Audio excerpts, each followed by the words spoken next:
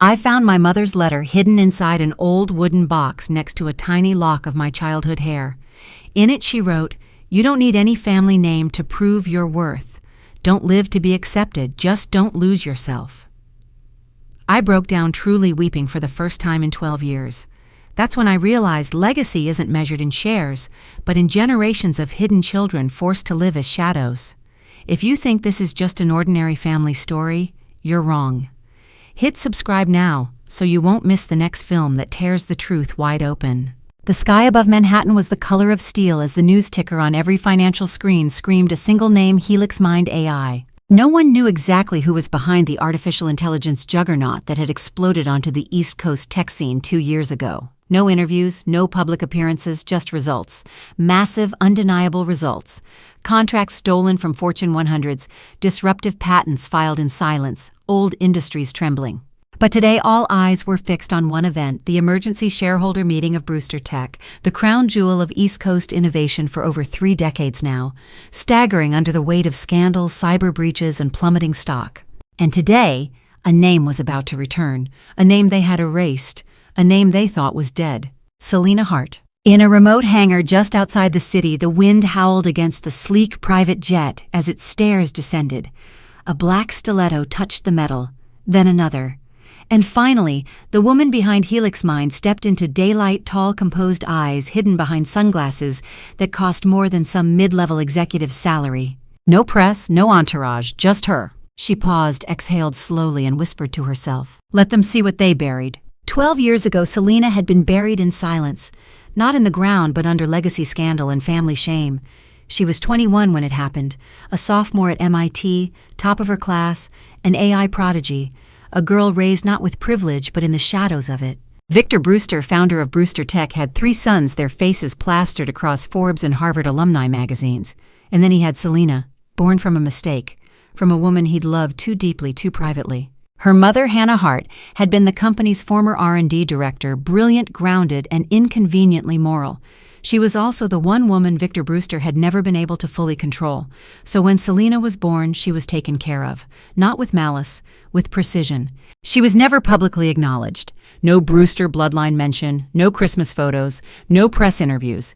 Instead, a quiet home in Greenwich, a trust fund that came with silence, and a childhood under surveillance. Selena had learned to disappear long before she ever truly left. The accident that killed Hannah made the front page of the New Haven Chronicle for exactly 1 day. Tragic highway incident. Prominent scientist dies in fiery crash. But Selena knew. Her mother never drank, never drove over 60, and she was never the type to just miss a turn.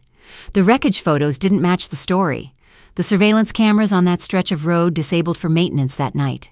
Selena asked questions. No one answered. Her father didn't return calls. His PR team issued condolences. And then came the letter. A single envelope, no return address. Inside, a termination clause from the trust fund, a forged psychological profile labeling her as emotionally unstable, and a statement from Brewster Tech's legal counsel declaring her a non-heir due to private family matters. The final nail, an obituary written without her name, not survived by a daughter, just preceded in death by no immediate family. Selena Hart, age 21, vanished the next day. The world moved on, so did the Brewsters. Victor's sons took on VP titles they hadn't earned. Brewster Tech expanded aggressively into defense contracts and smart surveillance. Ironically, the very tech Hannah once warned them would corrupt the company's soul. Selena, however, didn't vanish in despair. She vanished in silence and re-emerged in fury. For 3 years, she moved like a ghost. Thailand, Estonia, Chile. She cleaned hotel rooms under a false name, learned to code deep learning algorithms in night cafes, slept in storage closets in tech incubators, hacked into old Brewster server logs just to trace the deletion patterns of her mother's research. She built Helix Mind not with venture capital, but with vengeance-fueled clarity. Her first AI model, codenamed Heart 1, was a tribute to her mother. It predicted financial collapse in failing corporations faster than any human analyst. Within 6 months, Selena used it to short-sell Brewster Tech's 3 most bloated subsidiaries. No one noticed the quiet predator in the shadows. Helix Mind grew in the dark. Clients spread like wildfire: insurance, logistics, even federal departments. The company had no logo, just a digital fingerprint. And Selena, she became myth. Until today. Her heels clicked against the polished floor of Brewster Tech's executive entrance as 2 armed security guards flanked her without knowing who she was. Name one asked, Selena didn't answer. She simply handed over the shareholder invitation addressed to anonymous partner, code HMX9F. The receptionist scanned it, blinked, then looked up startled. "I'll let the board know you've arrived." "No need," Selena replied, removing her sunglasses. "I'm already home." The camera zoomed in this moment, not literally but in memory. A frozen frame in the story of a girl who'd been buried and now returned not with a plea but with power. From the 64th floor conference room, Victor Brewster stood at the window watching a storm gather over the Hudson. His hands shook slightly. He would later blame it on age, but it was fear he didn't yet understand. His company was bleeding. His legacy was cracking. And the ghost of a girl he once erased was about to take her seat at the table. But Victor didn't know that yet. Not until she walked through those glass doors. Not until the daughter erased from the bloodline returned not to reclaim her name, but to redefine what legacy meant. The boardroom of Brewster Tech was a monument to power. High ceilings, smoked glass walls, an oval table of solid black walnut said to be custom carved from a single 400-year-old tree. The skyline framed the far end like a painting. But this morning the room felt different, like a war bunker disguised as luxury. 11 men and 2 women sat in their designated chairs, their name placards lined up like tombstones. Everyone wore the same look, rich, old, and nervous. The quarterly projections had been catastrophic. A catastrophic data breach 6 weeks earlier had exposed sensitive client contracts and proprietary R&D documents. Then came the anonymous whistleblower email that triggered a federal investigation into Brewster Tech's accounting practices. And finally, the market reacted, brutally. Stock price down 63%. Shareholders demanding blood. Class action lawsuits mounting. And so now, for the first time in Brewster Tech's history, the board was doing what Victor Brewster had once vowed they'd never do, begging for outside help. A strategic partner, one director had called it. Temporary liquidity to weather the storm, another had added too quickly. But they all knew the truth. This wasn't a partnership. It was a rescue. And the rescuer had requested anonymity. Victor Brewster entered the room last. The silence tightened the moment he stepped inside. No greetings, no pretense. He'd built this empire from scratch in the late 80s, rising from hardware engineer to tech titan. His name had once been synonymous with innovation, but now at 67, with his once proud frame slightly hunched and his silver hair thinning beneath meticulous styling, even he looked like a man trying to hold on to relevance. He took his seat at the head of the table and gave a clipped nod. "Has our guest arrived?" "Not yet," murmured Susan Wexler, COO, shifting nervously. Victor checked his watch, the movement barely hiding the tremble in his fingers. "She's 2 minutes late," he said, sharp as ever. She asked someone from the far side of the table. Susan hesitated. "Yes, the documents we received used a feminine pronoun, but no name, no bio, just a shell corporation. Helix Mind AI. Victor raised an eyebrow. "I thought Helix Mind didn't do outside equity." "They don't," said CFO Jeremy Levan, voice tight. "But after the breach, one of our advisors suggested we approach them. Their technology is groundbreaking, real-time predictive modeling. If anyone can salvage what's left of our infrastructure, it's them." Victor snorted. "Anonymous saviors with no public face and no accountability. Just what this company needs." And then the doors opened. The room didn't fall silent because it already was.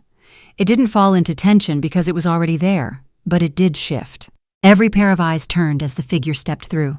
Black suit, slim cut, minimal jewelry, hair pulled back in a low, neat twist, no entourage, no laptop, no briefcase. Just a presence. And then a voice. "Apologies for the delay." The elevator had opinions about who belonged on this floor. Victor straightened in his chair, confused. The voice had pulled something from memory, but not clearly. The woman reached the center of the room, placed a thin leather folder on the table, and turned to face them. "My name," she said clearly, "is Selena Hart Brewster." The air changed. Not the kind of change that happens with words. The kind that drops into the stomach and curls around the lungs. Victor froze. Someone knocked over a pen. A director whispered too loud, "She's dead. That girl, she died." Selena smiled faintly. "I've heard that rumor, never cared for it." Victor's mouth opened, but no sound came. He stared at the woman, her jawline, the shape of her eyes, the cadence of her voice, and the years peeled back like dead paint. It was her. It was the daughter they buried. It was the mistake he never acknowledged. Susan Wexler recovered first. "Miss Brewster, may I confirm you're representing Helix Mind?" Selena nodded. "I am the founder and CEO of Helix Mind AI." Murmurs erupted. Chairs shifted. One director checked his phone, presumably to verify the impossible. Selena waded through the noise unbothered. Victor stood up slowly. What kind of game is this? Selena tilted her head slightly. Game no Victor. This is a board meeting, your board meeting. And as of this morning, I control 19% of Brewster Tech's free-floating stock through 7 shell entities, which makes me not only your largest potential investor, but also inconveniently your most powerful shareholder. The room froze again. She leaned forward, voice low and cutting. And I am not here to ask for permission. Victor's voice cracked through the tension. You have no right. Actually, she interrupted smoothly, I have every right. You see, while you were busy pretending I didn't exist, I was building something you can't even understand. While you were parading your sons on magazine covers, I was rebuilding code bases your own CTOs couldn't untangle. While you were deleting my mother's name from every corporate record, I was rewriting the future of machine learning. Her gaze landed squarely on him. You told the world I didn't matter. I believed you. For a while. Victor stepped forward, voice shaking. Selena, we did what we had to do. It was complicated. She smiled, but there was no warmth in it. No, Victor, you did what was convenient. You silenced a scandal. You discarded a child. And now the inconvenient truth is standing in your boardroom, holding your company's oxygen line. A director coughed. If I may, he said, clearing his throat. Helix Mind's offer, does it still stand? Selena opened the leather folder. It does. Emergency liquidity, operational restructuring, AI-led security overhaul. But there will be terms. Another murmuring wave.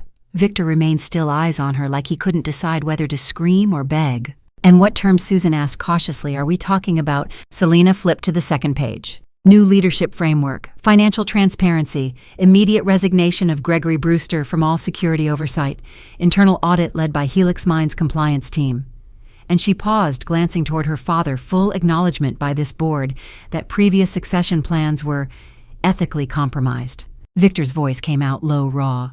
This is revenge. No, she said gently, this is repair. The room sank into silence. Victor sat down heavily as if something inside him had finally given way. His hands folded uselessly on the table. His face, usually carved from granite, had begun to show its cracks. Selena's voice softened just a shade. I'm not here to burn this to the ground. I'm here because this company was built on lies that hurt people, me included. But the world has changed, Victor, and so have I. She looked around the room. I'm offering you a future, one where this company doesn't just survive but leads again. But to do that, you have to let go of your ghosts. Victor didn't answer. He couldn't. But his silence said more than his words ever did. Selena reached into her pocket and slid a small envelope across the table. Inside was a copy of her birth certificate, amended, signed by a judge. Her name, Selena Hart Brewster, was now legal, irrefutable. No longer erased. No longer anonymous. As she turned to leave, the board was still silent. Half stunned, half relieved. But one thing was certain. The savior they thought they'd summoned had arrived with something far more dangerous than capital. She'd arrived with memory. And memory doesn't forget. Selena stood at the head of the conference table, the afternoon sun slicing through the glass walls and fracturing into blades of light across her shoulders.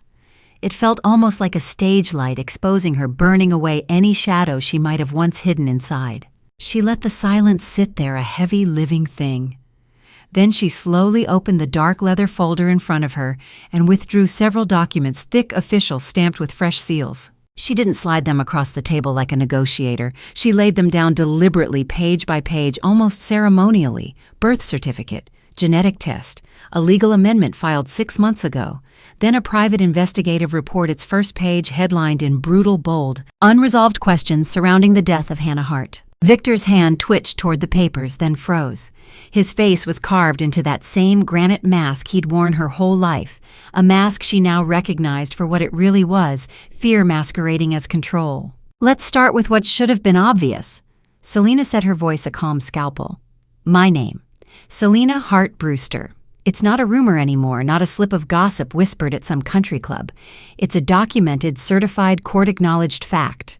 She tapped the top document. DNA results taken last year, run through 3 independent labs, all matched to you, Victor Brewster, with a probability of 99.98%. Her eyes darted around the room, pinning each board member in turn. You may have erased me from press statements, from company records, from your precious genealogical trees, but biology doesn't negotiate, neither does blood. The director shifted uncomfortably. Susan Wexler cleared her throat. That explains the familial connection. But it doesn't explain why we should trust Helix Mind to bail this company out of its current position. Oh, I'm getting there, Selena said, her voice suddenly soft, almost gentle, which somehow made it twice as dangerous.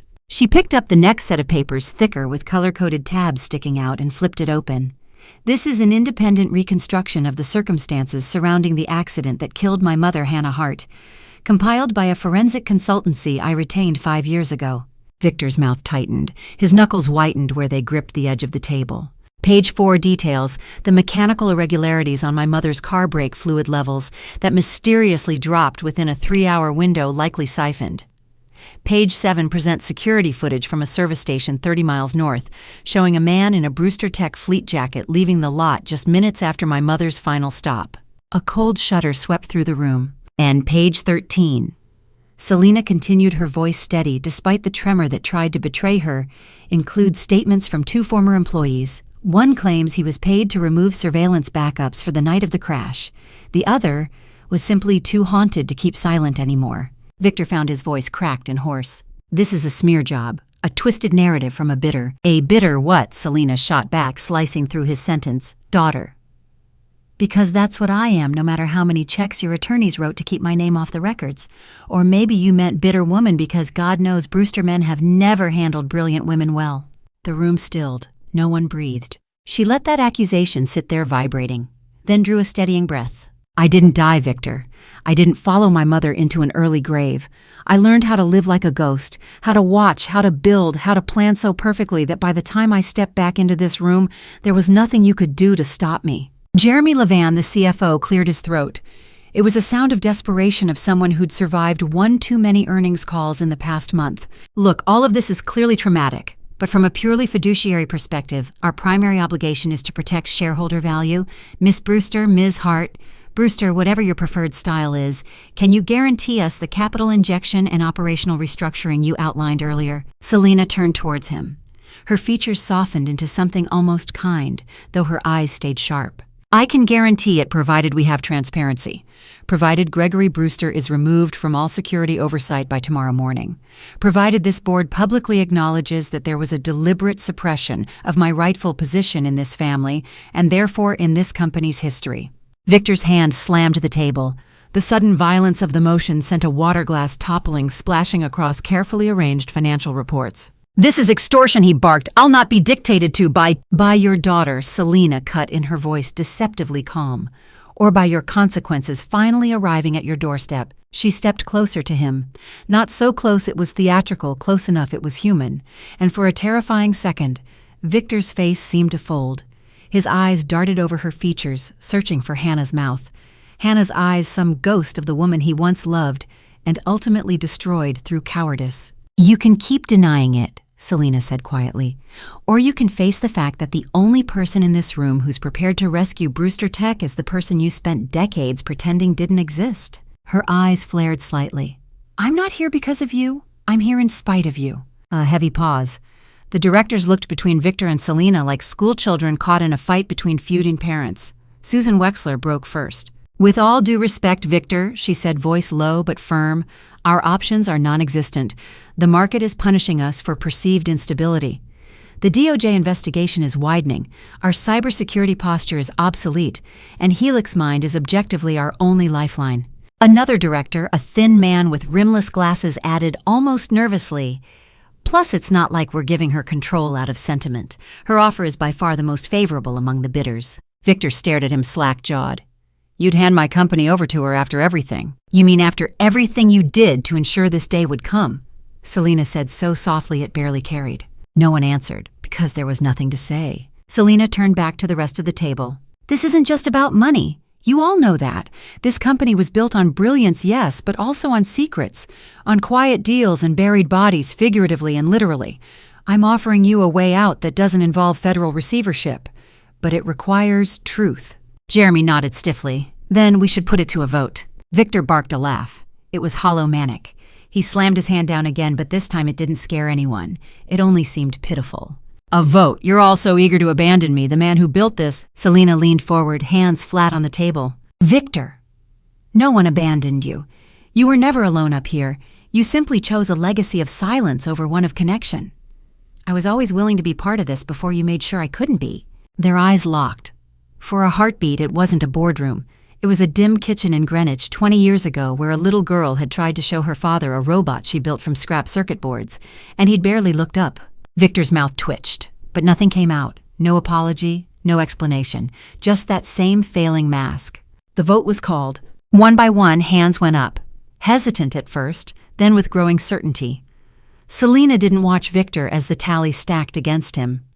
She only watched the faces of the people who were choosing the future over comfort, over an old man's pride. When it was done, Susan cleared her throat. Motion carries. Helix Mind will proceed as principal restructuring partner. Gregory Brewster will step down, effective immediately pending internal review. The gavel and absurd relic Victor had insisted on decades ago came down with a hollow thud. Selina gathered her documents, her motions smooth but underlined with something electric. A final glance at Victor, his shoulders sagged, his mouth slightly open, as if searching for a reason to speak that never arrived. Then she left the boardroom without another word. And as the doors closed behind her, the directors exhaled. A collective release of breath none of them knew they'd been holding. Inside, Victor sat alone at the end of his walnut table, staring at the empty seat where his daughter had just stood. For the first time in his long, storied life, he looked like a man who finally realized what it meant to lose everything, not because someone stole it from him, but because he had driven it away. The glass doors of the Brewster Tech boardroom closed behind Selina with a soft hush, but in her mind the sound was deafening, like the heavy oak doors of the mansion she grew up in, slamming shut, locking out the sun. She walked briskly down the hall, each click of her heel echoing. Somewhere in the back of her skull, the ghosts of that house stirred, whispering, remembering. And without permission, her memory cracked open. She was 6 the first time she realized she didn't belong. The mansion in Greenwich was a walled kingdom, sprawling lawns. A fountain taller than she was, hedges trimmed to geometric perfection. Inside, marble floors and cavernous halls swallowed her small voice whole. Victor Brewster's real family lived there, his 3 legitimate sons. They carried the Brewster name like armor, like a birthright. She carried only Hart, her mother's surname, an awkward half-truth the staff never dared clarify. Selina's bedroom was at the far end of the east wing, a former guest suite. Far enough that she couldn't hear the laughter drifting from the family dining room. Far enough that it was easy to forget she even existed. Victor visited that wing exactly once. She was 7. She'd built a little robot from scavenged circuit boards, tiny mechanical legs that twitched across the carpet. She'd waited by the door all morning for him to come see it. When he finally arrived, he stood in the doorway like a visitor to a zoo, looked once at the robot, then at her. "That's clever," he said absently, "but you should keep your cleverness quiet. It's better for everyone." Then he was gone. She never showed him anything again. School was another wound, or rather the lack of it. Selina's brothers left each morning in stiff uniforms, piling into sleek black cars that drove them to elite prep academies. They returned with stories of field trips, science fairs, soccer victories, trophies that glittered on hallway shelves.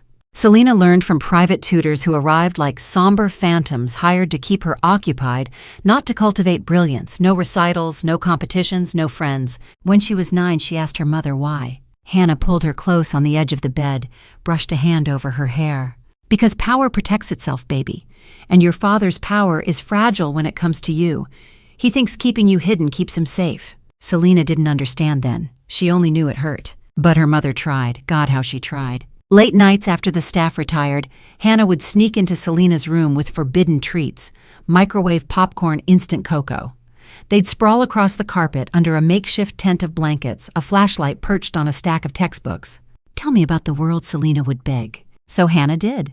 About Singapore's bustling markets, Iceland's glaciers, Nairobi's open-air tech hubs. Stories spun so vividly, Selina swore she could smell spice in the air, feel the African sun on her skin. Her mother would smile, eyes bright with tears she didn't let fall. "One day we'll see it all," she whispered. "You and me. Somewhere no one knows your last name. Somewhere you get to decide who you are." The plans started small: secret applications to summer camps, an inquiry to a boarding school overseas. Each time Victor found out.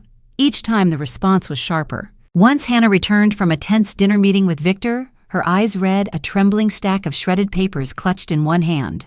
"That was your scholarship application," she confessed through tears. "I thought if I didn't tell him until it was done." But Victor always knew. Always. Selina wrapped her arms around her mother and whispered, "Next time we won't tell anyone. Not until we're gone." She was 15 the first time they packed bags for real. 2 suitcases by the door, passports tucked inside Hannah's purse. A flight booked to Montreal, from there to Berlin. Selena stood in the entryway, heart thrumming so loud she thought it might burst. Then Victor arrived home early. The driver carried his bags inside, offering a polite nod. Victor's eyes swept over the luggage by the door, and in that one instant, Selena saw how quick power could shift, how a man didn't have to shout to make your knees go weak. He said nothing, simply walked to the sitting room and poured himself a whiskey. Hannah followed, voice tight, arguing behind closed doors. Selena didn't hear what was said.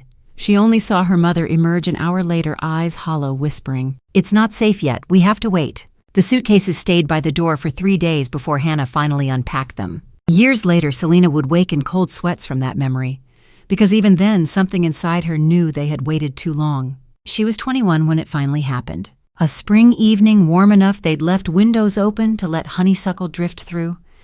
Hannah was late getting home from the lab. Selena sat on her bed reading about a new Bayesian optimization algorithm she wanted to show her mother. The phone rang, a voice she didn't know, asking if she was alone, telling her there had been an accident on I-95. She remembered dropping the phone, the sudden static roar inside her skull. Remembered running to the garage, finding Victor's car gone. Remembered pounding on his office door later, demanding answers. He didn't open it. Not that night, not the next morning. The police ruled it a tragic accident, said the brakes failed. The traffic cameras on that stretch malfunctioning, someone had logged a service call an hour before the crash. The driver who caused the collision fled, never found. Selena buried her mother on a rainy Tuesday. Victor stood at the graveside, arms stiffly around one of his legitimate sons. Selena stood alone. When the priest said family, he didn't look at her. Afterward in the car, Victor finally turned to her. "It's time for you to consider what's practical, Selena. You'll stay here. Finish your degree quietly. I'll ensure you're provided for. But no more of these fantasies your mother filled your head with." Selena looked out the window, watched the cemetery vanish behind them. And in that moment, something broke so cleanly it almost didn't hurt. That night, she didn't sleep. She packed 2 bags lighter than before, left her student ID on the dresser, slipped out the side gate. She paid cash for a bus to Boston, then another to Chicago.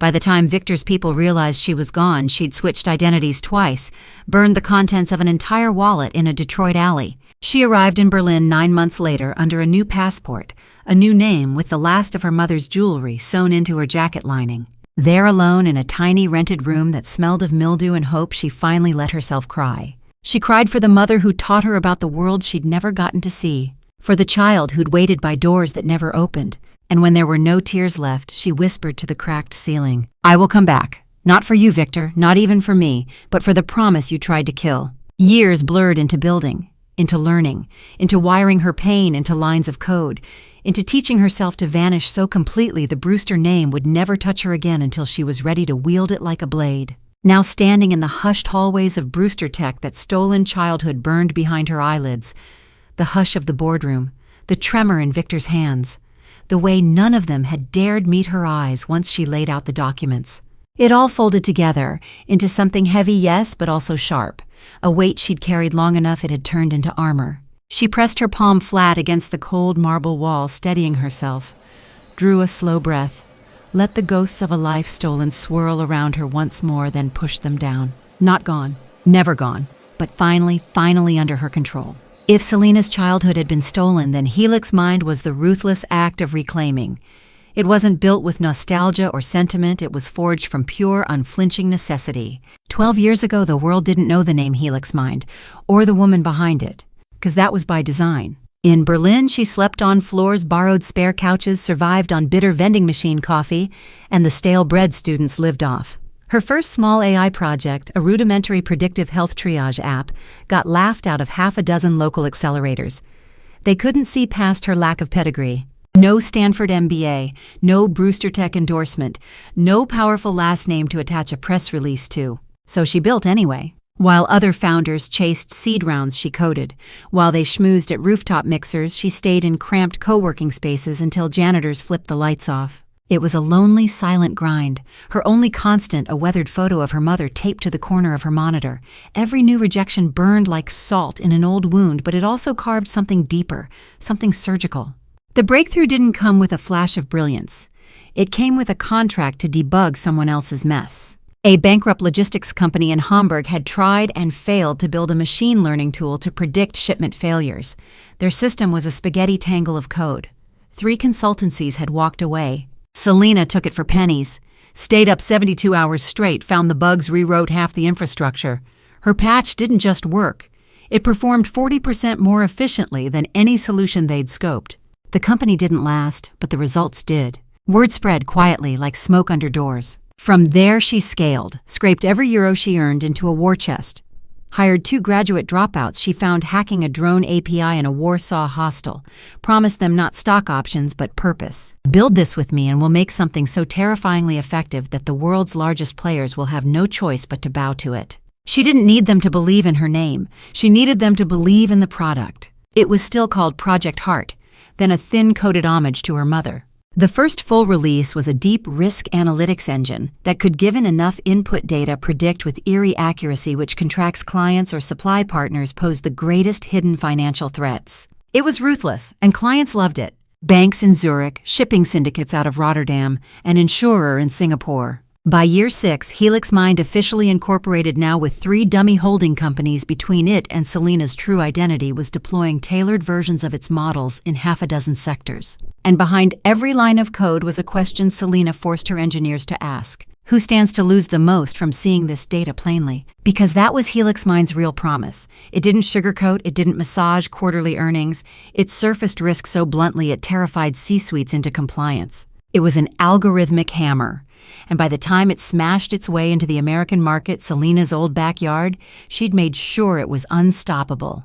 Brewster Tech was busy in those years playing emperor, expanding into high-margin defense contracts, public surveillance infrastructures, and smart city predictive policing, all very glossy on paper, but brittle. Because they never truly understood data the way Helix Mind did. They treated analytics as a quarterly checkbox, not the foundation of operational survival. So when Selena's team began targeting Brewster Tech's legacy clients quietly, strategically, it was almost too easy. The first defection was a multinational healthcare conglomerate.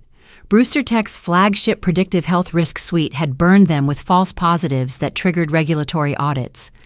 Helix Mind walked in, ran 3 weeks of silent assessments, and presented an analysis so surgical the client's CFO actually vomited after seeing how exposed they were. They signed a 3-year deal the next morning. Then it was a consumer goods titan in Ohio, a Norwegian energy pipeline consortium, a media conglomerate terrified of algorithmic bias revelations. One by one, Brewster Tech's crown jewel accounts slipped into Helix Mind's ledger. Selena never gloated. She never even released a press statement. Her team often begged, "We could own the news cycle, make them look incompetent." But she only shook her head. Let the market realize it on its own. It hurts more that way. Because it wasn't about brand revenge, it was about structural conquest. She didn't want Brewster Tech to fail because she humiliated them. She wanted them to fail because she made them obsolete. And then after 12 relentless years of building after coding her own trauma into machine learning pipelines that were now gobbling up Brewster Tech's lifeblood, Selena got the call. It was her general counsel, voice taut, almost disbelieving. "They're inviting us to the table, Selena. The Brewster board wants to explore a strategic partnership. It's not quite begging, but it's close." She hung up, sat alone in her office, sleek, glass steel, nothing personal except that same old photo of Hannah, and stared at the city lights. The moment should have felt like triumph. It didn't, because she knew. Winning like this meant there was no one left to share it with. Then the attack came. It started small, glitches on a secure sandbox environment, a few unusual authentication attempts. Her CTO flagged it immediately, just noise, probably script kiddies, but Selena ordered a full audit. Within hours, it was clear this wasn't petty vandalism. It was an orchestrated breach, a multi-vector intrusion attempt that slammed into their infrastructure with breathtaking coordination. Phishing attacks on low-level employees, Trojanized code snippets uploaded to shared libraries, even a sophisticated social engineering attempt to compromise her private email. Whoever was behind it knew exactly where to hit. At 3:00 a.m. Berlin time, she sat in the dimly lit operations hub, the glow of 20 monitors painting grim lines across her face. Her engineers ran traces, blacklisted IPs, rerouted traffic through honeypots. But Selena was ahead of them. Her gut had already answered the question. Brewster Tech might have been arrogant, bloated, decaying. But Victor, he'd always known how to fight dirty. She pictured him at his empire's helm, pulling strings, using old favors in cybersecurity agencies, whispering to contractors who owed him too much to say no. This wasn't about stopping Helix Mind. It was about punishing her for daring to step onto his battlefield. At dawn, they finally contained it. Her lead security analyst dropped into the chair opposite hers, exhausted dark crescents under his eyes. We neutralized most of it. No critical data exposure. But whoever this was, they're still probing. This isn't over. Selena rubbed her temples. I know. Then she stood, shoulders square, eyes suddenly cold. Double all countermeasures. Isolate any suspicious lateral moves, even if it means locking out half our network. And prepare a decoy data set, make it look tempting. Feed them something we can track. The analyst nodded, already energized by the plan. As he left, she allowed herself exactly 3 seconds to close her eyes to breathe out the ice lodged in her lungs. Because fear was a luxury. And she had waited too long, built too meticulously to be undone by Victor's last desperate plays. So that's how Helix Mind became not just her vengeance, but her blade. A weapon sharpened over 12 ruthless, lonely years. A weapon she would now turn toward the very empire that had once decided she was too inconvenient to exist. Outside her office, dawn flooded the Berlin skyline. A new day. Another front in the war she hadn't asked for but was now perfectly equipped to win. And for the first time in weeks, Selena allowed herself the ghost of a smile. Because Brewster Tech might have started this next volley, but she was going to end it. The thing about secrets is they leave stains, tiny data points scattered across time and technology, stubborn and sticky. Selena knew that better than anyone. It was the very principle Helix Mind had been built on. Nothing stays buried if you ask the right questions with ruthless precision. So after the breach, after watching Brewster Tech lash out in the dark, Selena made a choice she'd been putting off for over a decade. She turned the same AI engines she'd unleashed on global markets inward, on her own past. On the one puzzle that still woke her up at 3 a.m., hands clenched, breath short.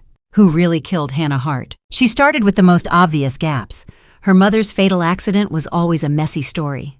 Sloppy for a family as detail-obsessed as the Brewsters. A routine drive, a sudden swerve across 3 lanes of traffic, a smashed guardrail, a service report filed hours after claiming the brake lines were corroded, something any basic maintenance would have flagged months prior. But Victor had insisted on handling it quietly. Even back then, he'd arranged the funeral, chosen the closed casket, told Selena she was too young to dwell on ugly details, and the local police investigation had shut so quickly it might as well never have opened. Selena had accepted it once, because grief is blind, because power is persuasive. Now she had neither of those handicaps. She fed everything into Helix Mind's neural probe, a customized pipeline designed to hunt for contradictory data across sprawling archives, insurance records, Department of Transportation maintenance logs, even long-forgotten CCTV metadata from traffic departments. The model spun out threads so fast even her engineers had to slow its crawl to keep from frying processing nodes. For 48 hours, Selena barely slept. She sat curled in a battered armchair in her Berlin office, a mug of tea growing cold in her grip as lines of code danced across the wall-sized screen, watching, waiting. And then at 3:42 a.m. on the second night it hit. Not a smoking gun, a missing minute. Helix Mind flagged a strange anomaly. State Transportation video archives near the crash site had a sudden 2-minute blackout starting exactly 2 minutes after the timestamp of Hannah Hart's collision. Selena leaned forward, heart racing. That wasn't how traffic camera deletions worked. System failures weren't so perfectly timed. Routine maintenance didn't surgically carve out only the aftermath of a single crash. Someone had deliberately purged those files. Sloppy because they hadn't bothered to fudge the gap with overlapping recordings. Too arrogant to think anyone would ever trace it. Her pulse pounded as she ran a secondary crawl, pulling transactional logs from the county's IT vendor. There are 3 file deletion events tied to an admin credential. Cross-referenced with HR rosters, it pointed to a low-level contractor, who it turned out had been hired on a short-term security detail by a Brewster subsidiary specializing in infrastructure consulting. A Brewster company had purged traffic footage after her mother's accident. Selena stood so abruptly her tea spilled over her lap. She didn't feel it. She began pacing, muttering under her breath. Who signed the contract? Who pulled the trigger? Her team, roused by alerts from the query engine, scrambled into the operations hub. One analyst piped up, "Do you want us to run private background checks on the contractor? Maybe trace bank accounts?" Not just him, Selena snapped, eyes blazing.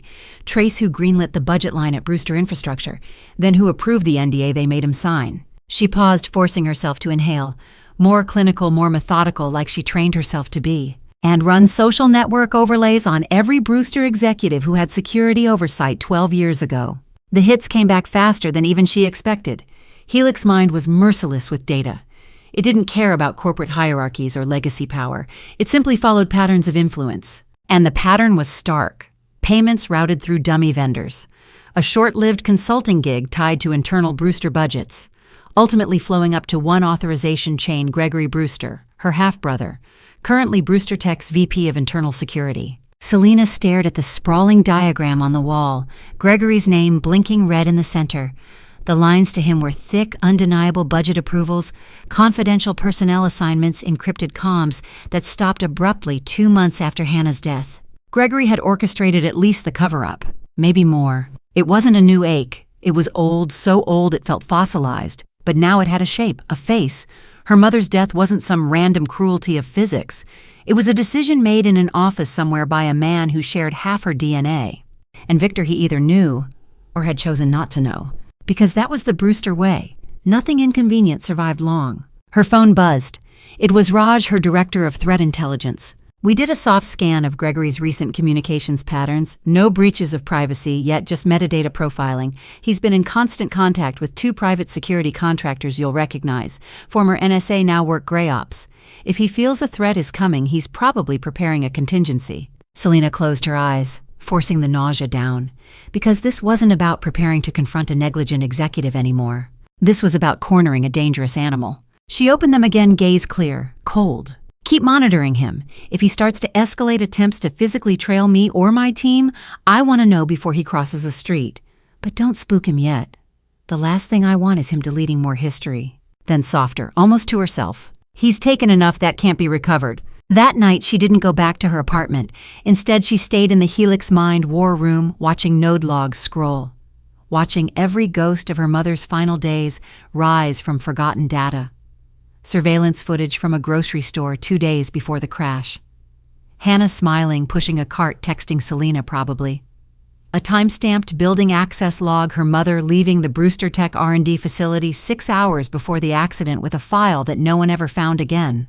A digital haunting. Selena whispered to the screen, I'm not going to let him decide how this ends. Not Gregory, not Victor. At dawn, she finally stretched, feeling her spine crack, her muscles screaming from sitting too long.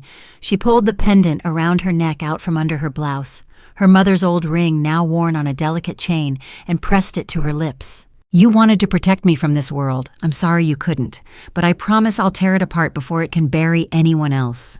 The next steps would have to be careful, clinical. She couldn't storm in with accusations yet, couldn't let Victor circle his wagons or Gregory disappear behind layers of hired muscle and legal threats. She needed more than data. She needed confession or collapse, and she would get it. So she drafted a plan. Quietly looped in her most trusted forensics lead and her external legal counsel, people who had no ties, no fear of Brewster Tech's old money reach, set up encrypted channels, began seeding quiet requests into regulatory archives for contracts dating back 13 years disguised as routine compliance checks. Every step laid a tripwire, and every tripwire would feed back into Helix Mind, mapping Gregory's panic responses in real time. The ghost of Hannah Hart wouldn't stay silent any longer, and neither would her daughter. This was no longer just about who killed her mother. It was about who thought they could get away with it, and why that ends now. Selena didn't summon Gregory to her office at Helix Mind. That would have been too public, too risky, too easily spun by him as an ambush. No, she went to him, straight into the lion's den. Brewster Tech's internal security wing was a cold, modern tomb of polished steel and matte black glass. Every hallway gleamed cameras tucked discreetly in corners. The staff ex-military types with tight haircuts and tight smiles watched her pass with poorly concealed curiosity. Selena felt their eyes felt how they tried to categorize her. As a threat. As prey. It almost made her smile. A junior assistant, stiff in a tailored gray suit, led her to Gregory's private security suite. He's waiting for you in the Faraday room, Miss Brewster. Of course he was. She stepped inside. The door sealed with a low pneumatic hiss. The Faraday shielding meant no wireless signals, no transmissions in or out. On paper, it was to protect against corporate espionage.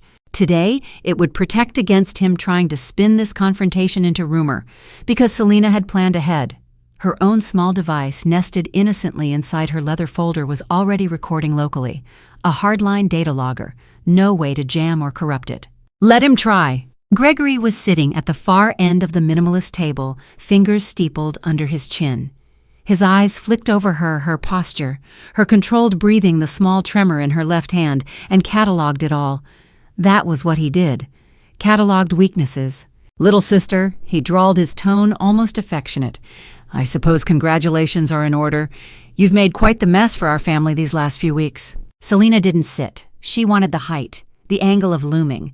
"I didn't come here for pleasantries, we're past that." "Are we?" Gregory's mouth twitched, not quite a smile.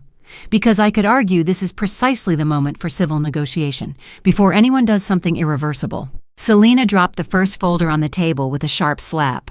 A stack of signed purchase orders, routing memos, and expense approvals all traced back to his credentials neatly highlighted. "You authorized a clandestine cleanup contract 3 days after my mother's death, paid a vendor through a shell consultancy to permanently purge county traffic camera backups." She watched him carefully. A flinch, a swallow, nothing. His face remained an immaculate mask. "That's a spectacular narrative," Gregory replied coolly. "But you know better than most how easily data can be arranged to suit any interpretation. Old records, misattributed lines, some rogue manager trying to please upper leadership." Selina slammed the second folder down, a transcript of internal emails between Gregory and 2 regional heads of Brewster Infrastructure discussing containing fallout and protecting the family reputation from collateral ties. "And this," she snapped, "you think I wouldn't notice your precise digital hygiene? The deliberate deletion schedules, the asset transfers. You built a perimeter so clean it practically glowed."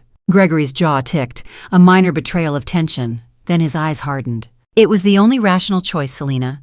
Your mother was about to go public with certain proprietary concerns. She would have dragged down everything Father built, everything that feeds hundreds of thousands of families. You think destroying the Brewster legacy would have honored her memory?" Selina leaned forward, voice low and vibrating. "My mother wasn't planning to ruin Brewster Tech. She wanted transparency about your predictive policing algorithms because you were selling flawed, biased models to cities that used them to target marginalized communities.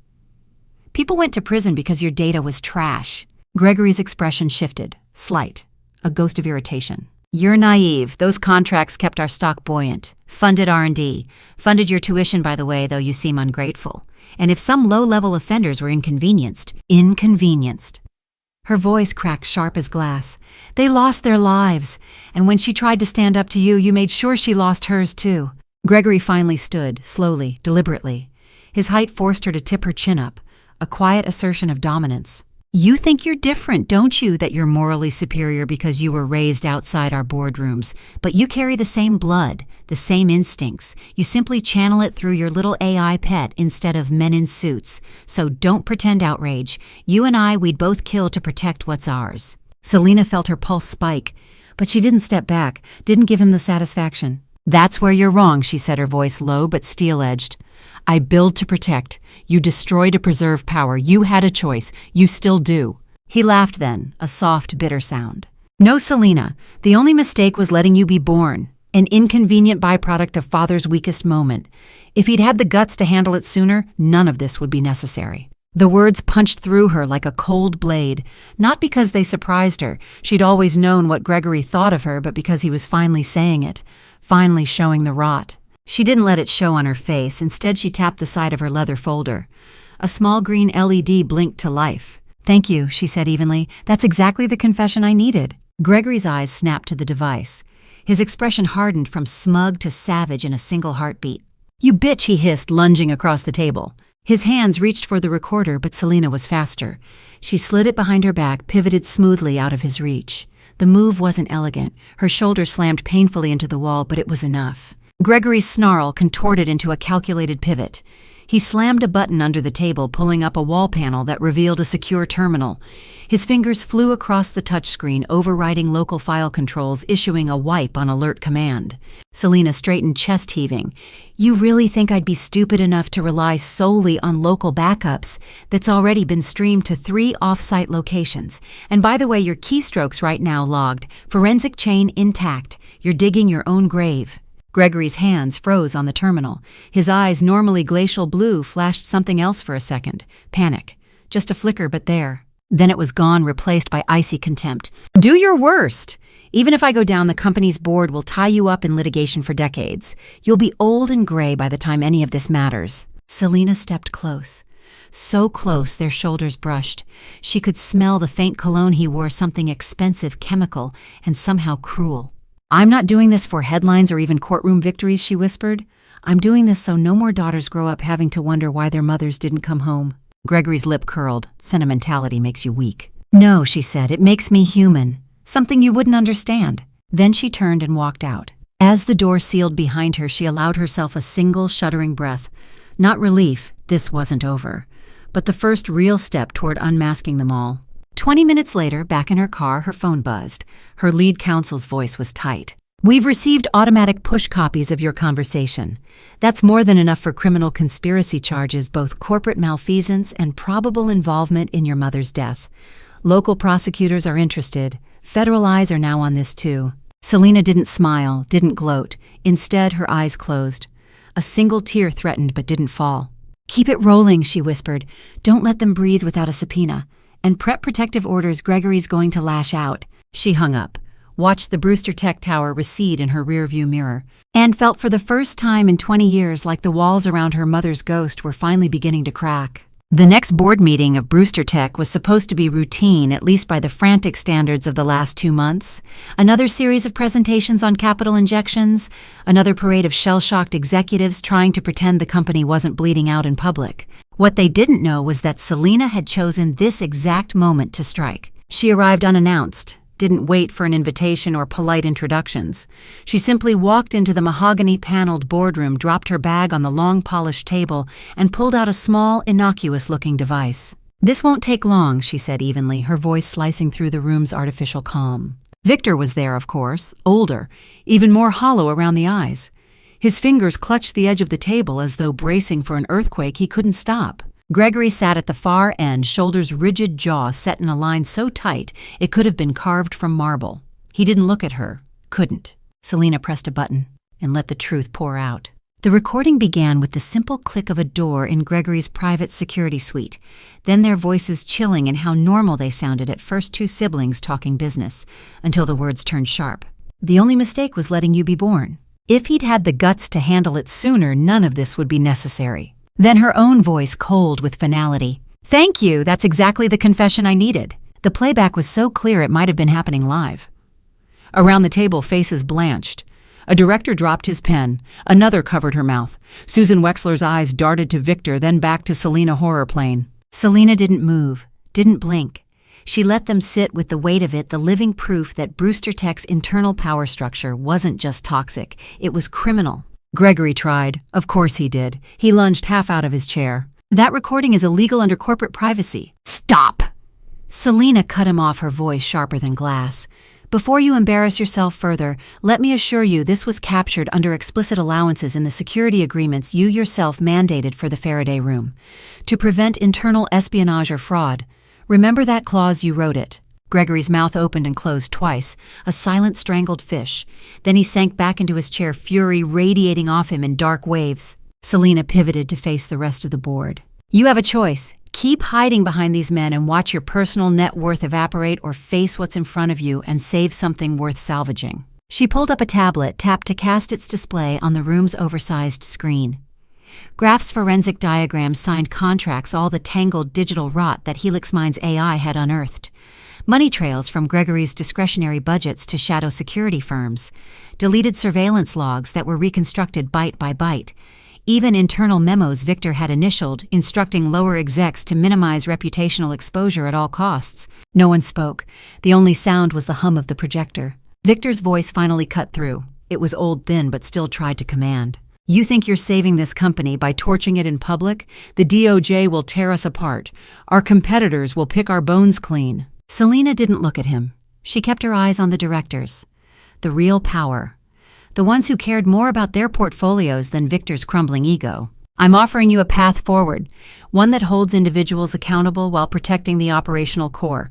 We restructure leadership under new compliance, spin off the tainted divisions, and pivot into transparency-driven tech applications, with Helix Mind's oversight." She paused, letting it sink in. "Or you can circle the wagons around these men and guarantee a full-scale federal dismantling. Your call." For 3 breaths, the room was utterly silent.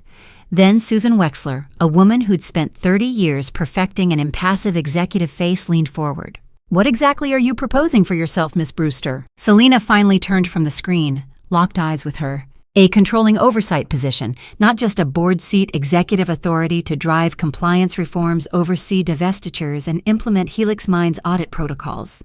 You need more than a stopgap investor. You need a scalpel." She glanced almost idly at Gregory. "And someone willing to carve out the disease without hesitation." Gregory's laugh was ugly ragged. "Over my dead body." Selena held his stare, her voice like a whisper made of knives. "If it comes to that, Gregory, so be it." They took a vote. Not immediately, of course. The lawyers in the room insisted on procedural language, a short recess time to review implications. But everyone already knew. When they returned, the board voted 9-3 in favor of accepting her terms. Susan led the motion. Even a few of Victor's old guard faces, drawn with betrayal, raised trembling hands. Gregory sat stone still, eyes hollow. Victor simply closed his eyes as though he could shut out the nightmare by refusing to watch. Then came the press. It was a feeding frenzy. Financial networks ran breathless segments on the stunning internal takedown of Brewster Tech by its own unacknowledged heiress. Newspapers splashed old photos of Selena beside snatched paparazzi shots of Victor and Gregory, juxtaposed with headlines like, "Daughter erased from bloodline returns to claim the empire." AI tycoon exposes decades of corporate corruption. The market responded with all the subtlety of a sledgehammer. Brewster Tech's stock shed another 22% in 48 hours, wiping billions off its valuation. Regulatory agencies that had been quietly circling now descended, openly launching concurrent SEC and DOJ investigations. And Selena, she didn't hide. A day after the board vote, she stood at a podium in Brewster Tech's own lobby, sleek marble behind her, a forest of microphones in front. The press conference was short, almost cold. She laid out a roadmap: internal purges, ethical AI realignments, third-party compliance monitors embedded directly under Helix Minds management. No clever lines, no personal attacks, just clear, devastating facts.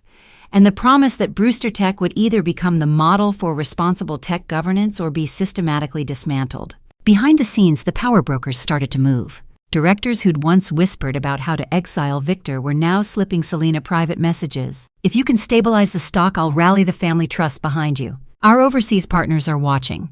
They'll follow your lead if you keep the revenue streams intact." The old guard sharks were terrified. But greed was still greed. They'd always choose preservation if she could prove she wouldn't burn it all to the ground. And that was exactly what she intended. That evening, back in her new transitional office at Brewster Tech's top floor, she found a note slid under her door, handwritten on thick cream paper, from one of the legacy institutional investors. "If you truly can protect the operational core, I will ensure a coalition to back your chairmanship permanently. No Brewster has had that kind of carte blanche in 2 generations. It's yours if you can keep us alive." Selena read it twice, then tore it cleanly in half. Because she hadn't come here for backroom anointings. She'd come to expose everything that should have never been buried. To build a company, not a family fiefdom, where no daughter would ever again be told she was a mistake best forgotten. As she stood by the window watching the night claim the city skyline, her phone buzzed. A breaking push alert. Federal grand jury convenes on Brewster Tech fraud and obstruction case. Sources indicate subpoenas for several current and former executives imminent. She didn't smile, didn't flinch, only whispered into the glass the game's only just begun. And somewhere just beyond the horizon of fear and scandal and old money decay, she could finally glimpse it. A future not dictated by the shadows of men like Gregory or Victor. A future forged on her own uncompromising terms. The office at Brewster Tech's top floor had become something of a war room, a sleek, minimalist space meant to project calm, now cluttered with digital displays, streaming forensic dashboards, market sentiment analyses, and swirling regulatory filings that looked more like storm fronts than legal documents. Selena stood at the head of the table. Her core team was arrayed before her, Raj from Threat Intelligence Mira, her general counsel Dietrich, the AI systems lead, plus 2 outside advisors flown in from Zurich and Tokyo, who specialized in hostile restructurings. They all looked battle-hardened, exhausted but quietly electric with anticipation, because they thought they knew where this was going. Raj was the first to speak, fingers drumming on a security audit printout. "Selena, it's time to finish this. Legally, morally, tactically, it all points to a total purge. File for immediate board dissolution under breach of fiduciary duty statutes, liquidate underperforming verticals, and install Helix Mind as direct operating authority." He leaned in, eyes bright with a zeal that once would have thrilled her. Clean house top to bottom. We replace every executive, every complicit senior manager. By next quarter, Brewster Tech would be Helix Mine North, fully under your brand. Mira nodded reluctantly. From a litigation standpoint, that's the least ambiguous approach. No split loyalties, no inheritance of corruption. You'd isolate liabilities neatly. And frankly, her mouth twisted into something dark. They deserve it. Selena didn't answer. She just watched the digital ticker along the far wall roll over again. Brewster Tech stock, down another 2.1%. Analyst chatter, already debating whether the company would even exist in a year. Dietrich, more engineer than strategist, was blunt. Their code base is a joke. Their predictive models are garbage stitched together from old marketing demos. We could gut it, stand up a Helix Mind instance in 3 months that outperforms their flagship products by a mile? Why even pretend to save them? Silence settled over the table. They were all waiting for her to give the nod, to say burn it down. And for one long searing minute she wanted to.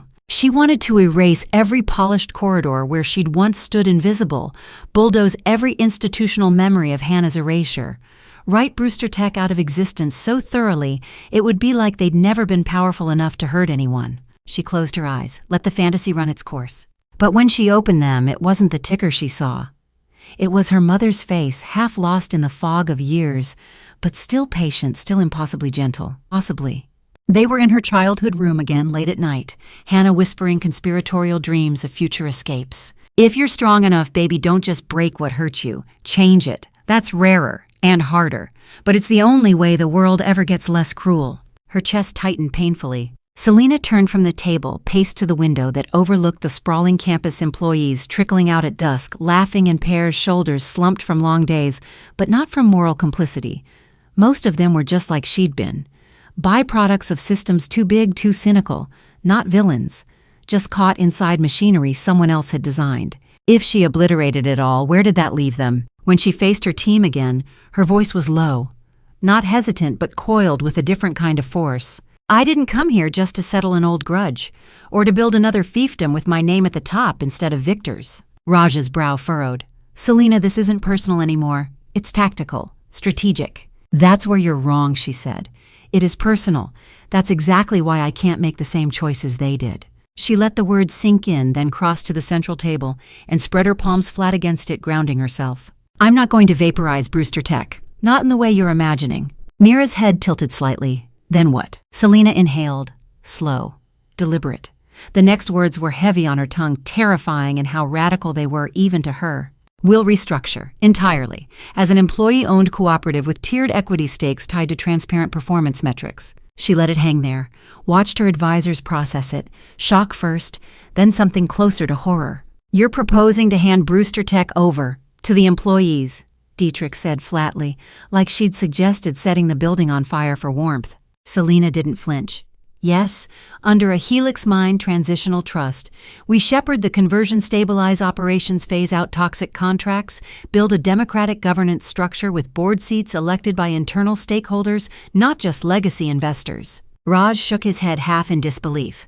Selena, you'd be gutting your own direct control. The value extraction for Helix Mine would be sustainable instead of predatory, she cut in sharply. We'd still license critical IP, still provide oversight. But instead of becoming the next dynasty to crush these people under a new hierarchy, we'd build something that can't be hijacked by the next Victor or the next Gregory. Her throat tightened, but she forced the words out. My mother died trying to stop a system that chews up lives for quarterly gains. If I just replace them at the top of the same machine, then I'm no better. Silence stretched. No one wanted to be the first to argue outright. Finally, Mira exhaled slowly, pushing her glasses up. It's unprecedented, in this sector anyway. The street will hate it. Traditional financiers will call it a governance circus. Selena nodded. Good. Let them. The ones who can't stomach it will divest. The ones who stay will be here because they believe in an enterprise that earns rather than extracts. She looked at each of them in turn. I didn't survive everything we didn't watch my mother buried under lies just to become the next tyrant. We're going to prove you can wield power without losing your humanity. Raj raked a hand through his hair, a reluctant grin starting. Christ, Selena, only you would walk into the perfect opportunity for a total hostile takeover and come out with an employee utopia. It's not a utopia, she said evenly. It's just harder, messier, more accountable. That's exactly why it's worth doing. She let the room settle. Let them see she wasn't wavering. Then her voice took on a new edge, calm but flinty. Prep the press strategy.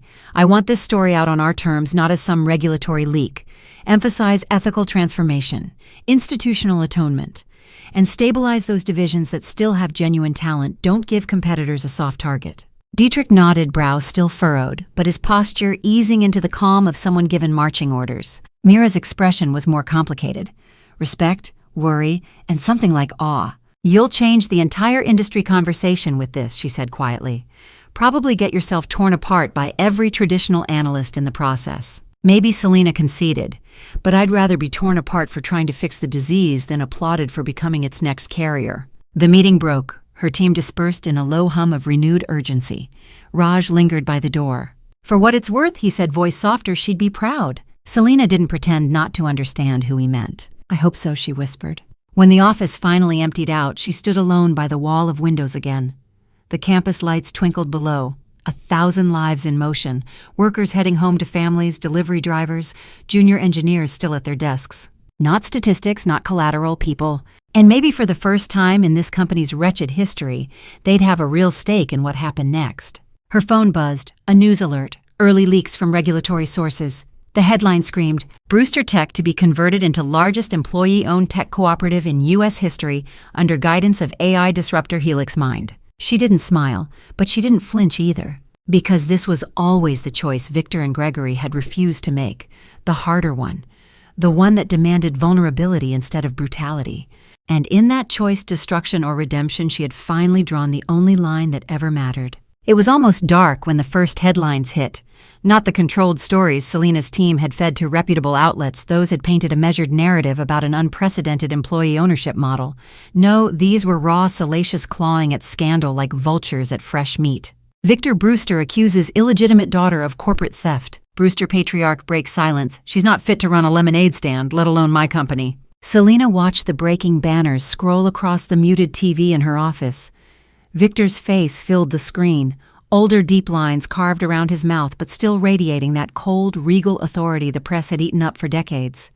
Even now, in a shaky interview from his personal library, he could command attention with the barest tilt of his head. This woman is the product of an indiscretion, Victor was saying. His voice trembled just enough to sound aggrieved, not weak years of media coaching embedded in his marrow. She was never recognized under our family trusts, never held fiduciary stake. This is a brazen attempt by an outsider using underhanded tactics and fabricated claims to seize control of a company she has no rightful claim to. The anchor's solemn nod. You're saying she's effectively a con artist? That's exactly what I'm saying. And I will exhaust every legal avenue to protect Brewster Tech's legacy from opportunists. Selena didn't look away, didn't allow herself the small mercy of rolling her eyes. She simply watched him perform for the world, casting himself as the wounded father, the righteous steward betrayed by a scheming stranger. Raj burst in phone to his ear, face tight. He's calling an emergency board session, wants to push a resolution declaring your authority will bar you from all mergers or restructuring talks. How soon? Selena asked, voice calm though her heart thundered. Tomorrow, noon. She nodded once as if they were discussing a weather report. Then she turned back to the TV, just in time to see Victor lean forward, blue eyes catching the camera dead on. Mark my words, I will see her stripped of every pretense of legitimacy. Brewster Tech will remain in responsible hands, not those of a woman who only exists because her mother couldn't keep her ambitions or her affections in check. There, the quiet violence beneath his cultured diction, a public reminder of exactly how disposable he still believed she was. The next morning, the Brewster Tech boardroom was a simmering crucible. Directors filed in looking jumpy, clutching printouts of Victor's televised declarations. A few still seemed sympathetic to Selena. Susan Wexler gave her a brief nod, but most looked rattled. Old money men with old money instincts. Fear was their native language. Victor sat at the head. Not Gregory, not any trembling proxy. Victor himself back in the seat he'd once occupied so effortlessly, decades of habit making him appear unassailable. He didn't wait for the legal formalities, didn't even wait for everyone to sit. This is a straightforward matter, Victor began, voice firm, eyes raking the directors. We have been misled by fraudulent documents manipulated by sentimental appeals and sensational press coverage. But the facts are simple. This woman he spat the word with surgical disgust is not a recognized beneficiary of Brewster Trusts. She has no standing. Her supposed leadership is void. I am moving to terminate all pending mergers and to revoke any authorizations she has presumed. He paused just long enough to let the gravity sink in. Any director who opposes this motion risks personal liability should shareholder suits arise. Choose carefully. A heavy hush. The board shifted uncomfortably, shuffling papers, clearing throats. No one wanted to be first. The tension was a living thing. Victor leaned back, steepling his fingers, the picture of confident tyranny. Then Selina stood. "I'm glad you raised these points, Father," she said evenly. Not cold, worse, almost serene, because they give me the perfect opportunity to clarify some critical facts. She gestured to Mira, who rose briefcase in hand, calm professional, unbothered by Victor's glare. "Ms. Arendt, please." Mira laid out 2 thick folders on the table. The first was an unbroken paper trail certified by forensic accountants detailing how Victor himself had 8 years ago quietly authorized Selina to act as his representative in a high-risk international joint venture. The signatures weren't just on standard contracts. They were on power of attorney authorizations tied to SEC disclosures verified against digital signatures stored in 3 separate registries. "And here," Mira said, tapping a highlighted page, "we have your explicit consent. Mr. Brewster granting Ms. Selina Hart Brewster discretionary rights over certain operational negotiations rights that by corporate bylaw extend to merger frameworks under emergency solvency conditions." Victor's face twitched. His lawyer, a gaunt man who'd been standing stiffly behind his chair, muttered something frantically into his ear. Victor waved him off, color rising. "This was narrow authority for a foreign tax shelter cleanup. It doesn't extend—" "It does," Mira cut in, not raising her voice but somehow silencing the entire room. "Your language was broad by design, to avoid scrutiny by regulators. It encompasses any restructuring necessary to preserve entity continuity, which under current liquidity distress covers precisely the actions Ms. Brewster is taking." Selina didn't flinch at the sneer he shot her way. Instead, she nodded to Mira, who pulled out one last document, a slim packet topped by a seal from a certified genetic lab. "And finally, just to put to rest your slanderous comments to the media last night." She slid the document across the table. A director picked it up, eyes widening, passed it to the next. And the next. A court-admissible DNA verification, unassailable, publicly notarized, showing Selina as Victor Brewster's biological daughter with probability greater than 99.99%. Victor's hands clenched the arms of his chair so hard his knuckles whitened. "This is a farce, an orchestrated ambush." "It's truth," Selina corrected softly. "Something this company has been allergic to for far too long." Susan Wexler cleared her throat. Her voice was thin, slightly shaky. "Mr. Brewster, with these documents on record, both the prior authorizations and the undeniable blood relation, I don't see how the board can justify your motion. It would expose us to catastrophic breach of duty claims from remaining shareholders." A murmur of reluctant agreement rippled through the room. Even directors who had looked terrified moments ago now seemed to exhale glad for the cover of procedural obligation. Victor looked around as if seeing strangers. "You'd take her side over your founder, over your documented mismanagement, over conspiracy to obstruct regulatory compliance." "Yes," Susan said, not unkindly. "We have no other responsible path." Victor's mask finally cracked. For an instant, he looked as small and afraid as he'd always wanted others to feel. Then he slammed a hand on the table. "This isn't over. You may have maneuvered today, Selina, but you have no idea how ugly this will become. The court of public opinion, the institutions I've cultivated for 40 years, they won't line up behind your naive crusade." Selina met his eyes dead on. No triumph, just an aching, almost sorrowful finality. "Then let them watch," she said, "because if they still side with your way after seeing what this system has cost, then maybe it deserves to fall too." She gathered her papers. Mira began packing up as well. Victor stood abruptly, chair screeching back, eyes glittering. "You're nothing without this family's name. Remember that." Selina didn't even pause on her way out. "No," she said quietly over her shoulder. "I was nothing because of it. Now I finally get to be something else." And with that she left him there, surrounded by stunned board members, hollow legacy trophies on the walls, and the echo of a power that would never quite be absolute again. It started with a single terse bulletin from the SEC's regional office in Manhattan, an announcement dry enough to sound harmless, just another regulatory press cycle churn.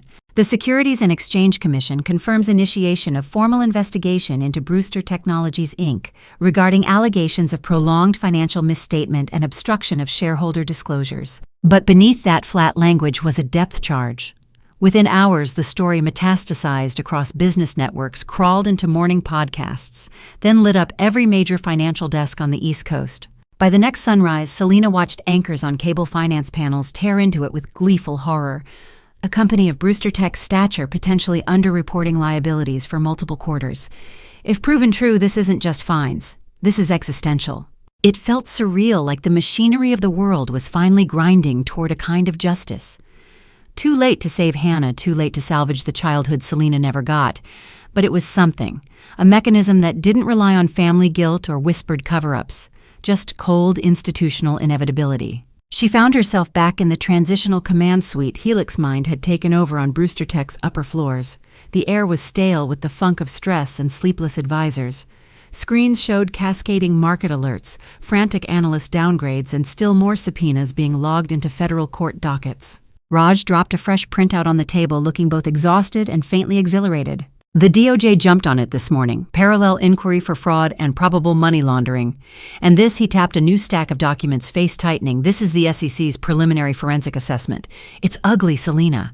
Like generationally ugly. She flipped through page after page. Inflated quarterly revenue by rolling vendor payments into phony sales.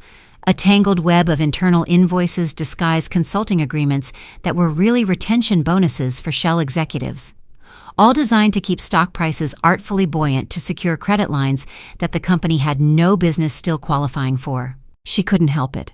Her jaw clenched. Because it wasn't clever. It was cowardly. The lazy rot of people who couldn't bear to see the empire contract to a sustainable size. They were never building a future, she murmured, just buying themselves a softer landing. Gregory didn't have that luxury anymore. He was arrested 2 mornings later at his apartment in Westchester, a fortress of steel and glass that did nothing to protect him when federal agents knocked at 5 a.m. He emerged in workout shorts, hands cuffed behind his back, head ducked low. A neighbor recorded it on their phone. Within an hour, the clip was everywhere. Gregory Brewster, VP of Internal Security, taken into custody on charges of conspiracy to commit securities fraud and obstruction of justice. The CFO, an icy career number runner named Alton Drew, who had once coolly dismissed Selena as just another marketing distraction, was picked up later that afternoon leaving his country club.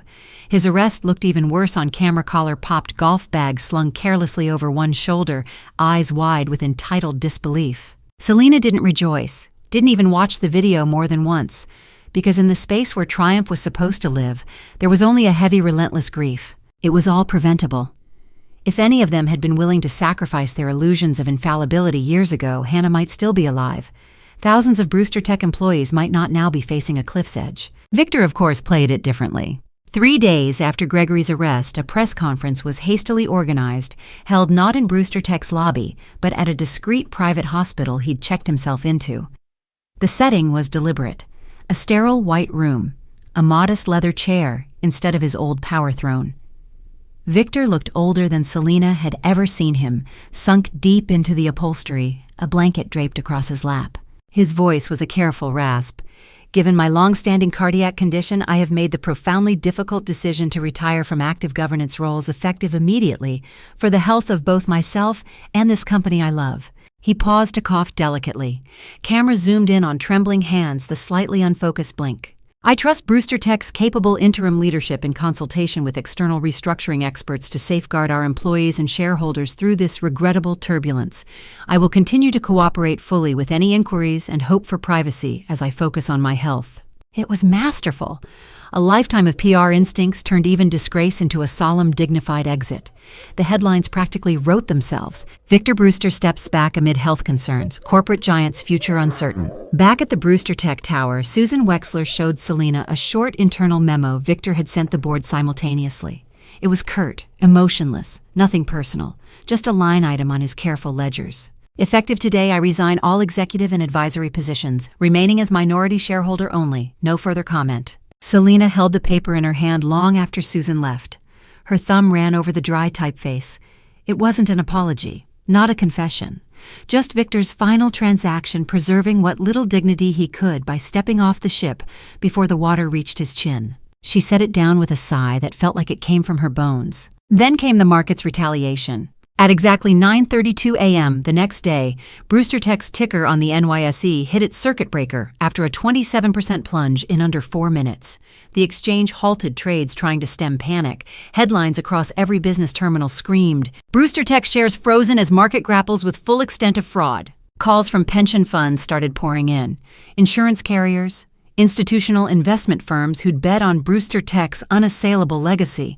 Now all of them were terrified that their nest eggs were tied to a collapsing criminal operation. Mira paced outside Selena's office phone, glued to her ear, rattling off contingency terms to half a dozen international partners. Raj was coordinating round-the-clock security sweeps, paranoid that desperate legacy execs might try to sabotage physical infrastructure before the takeover was fully locked in. Selena just stood by the window again, watching the crowds below, seeing finally what unchecked ambition did when it ran out of illusions to consume. But for all the market carnage, there was also a strange, unexpected shift brewing at street level. Employees, thousands of them, started emailing internal hotlines Helix Mind had set up, some terrified, but many curious. Could this insane idea of employee ownership really happen? Could they actually inherit the place they'd spent decades building rather than watching it auctioned off to the highest bidder? That night, Selena walked the Brewster campus alone. Past the old innovation labs where Gregory once had engineers wire test suites to fudge algorithm outputs. Past the cavernous auditorium where Victor held annual shareholder rallies that looked more like coronations. It all felt fragile now. Not empty. There were still lights on and plenty of windows, but brittle, like the ghost of an empire that knew it was done posturing. She stood by a reflecting pool on the south side of the plaza. Her mother's face surfaced there for a moment, in her mind smiling gently. If you're strong enough, don't just break it, change it. Maybe this was what that looked like? Not a sweeping victory lap, not even total vindication, just raw, hard accountability where people finally stopped confusing power for virtue. Behind her, the tower's facade glowed with its legacy brand. Soon it would bear something else, not her initials, not even necessarily Helix Minds, but a model that might finally prove a company didn't have to sacrifice its conscience to succeed. Gregory was in federal custody. Victor had retreated behind health disclaimers. The SEC was drafting what might become the largest series of clawback actions in East Coast corporate history. The system was moving, grinding messy, imperfect, but moving. And for the first time since she was a trembling girl in Hannah's arms, Selena felt a cautious kind of faith. Not in men like Victor, never again, but in consequences. And maybe if she was relentless enough in redemption. The atrium of Brewster Tech had never felt like this before. For decades, it had been a stage for Victor's triumphs, massive quarterly rallies with orchestral soundtracks, carefully orchestrated applause lines, and towering digital billboards projecting growth stats like gospel. It was where investors were dazzled and employees reminded whose empire they served. But today the screens were dark, the expensive branded florals gone. Instead, thousands of simple black chairs filled the marble floor, each one bearing a small card with a name. Not executives, not key stakeholders, just employees, engineers, machinists, logistics planners, sales analysts. Their names finally mattered more than the logo over the door. Selena stood off to the side of the improvised stage, letting it all wash over her. She could see the undercurrents in the crowd, nervous excitement, whispered questions. The electric hope of people who suspected they were witnessing history but still braced for disappointment. Raj came up beside her, eyes scanning the restless sea of people. "You ready?" Selena exhaled slowly. "No, but that's never stopped me before." When she finally stepped up to the podium, just a simple mic stand, no bombastic light show, there was a hush so profound it made her breath catch. Hundreds of faces turned toward her, faces that not long ago would have looked at Victor with a mix of awe and fear. Now they waited for something else. "I know," she began, voice amplifying across the high glass walls, "that you've all been living inside a storm for months. Layoffs, arrests, headlines screaming about fraud and collapse, watching the stock tank while wondering if your retirement plans went with it." She paused, scanning the first few rows, saw tears in the eyes of a woman she recognized from the accounting floor, saw a machinist name tag said Grayson clutching the card that marked his seat. "You've been told by men who sat up there." She nodded toward the balcony where Victor once made his quarterly declarations, "that you're cogs, that you exist to keep the machine humming so a handful of people can decide your future behind closed doors." She let that sit. felt the simmer of long repressed anger beginning to surface across the sea of faces. But that ends today, because starting now there is no single throne in this building, no king behind a polished walnut desk to tell you what your work, your ideas, your loyalty are worth. A ripple moved through the crowd, half shock, half something like cautious wonder. Selena gripped the sides of the podium, let her own emotion crack through. This company will be rebuilt under a shared equity cooperative. Every full-time employee will be granted voting shares tied directly to performance and tenure. Decisions on major strategy shifts will be decided by ballot your ballots.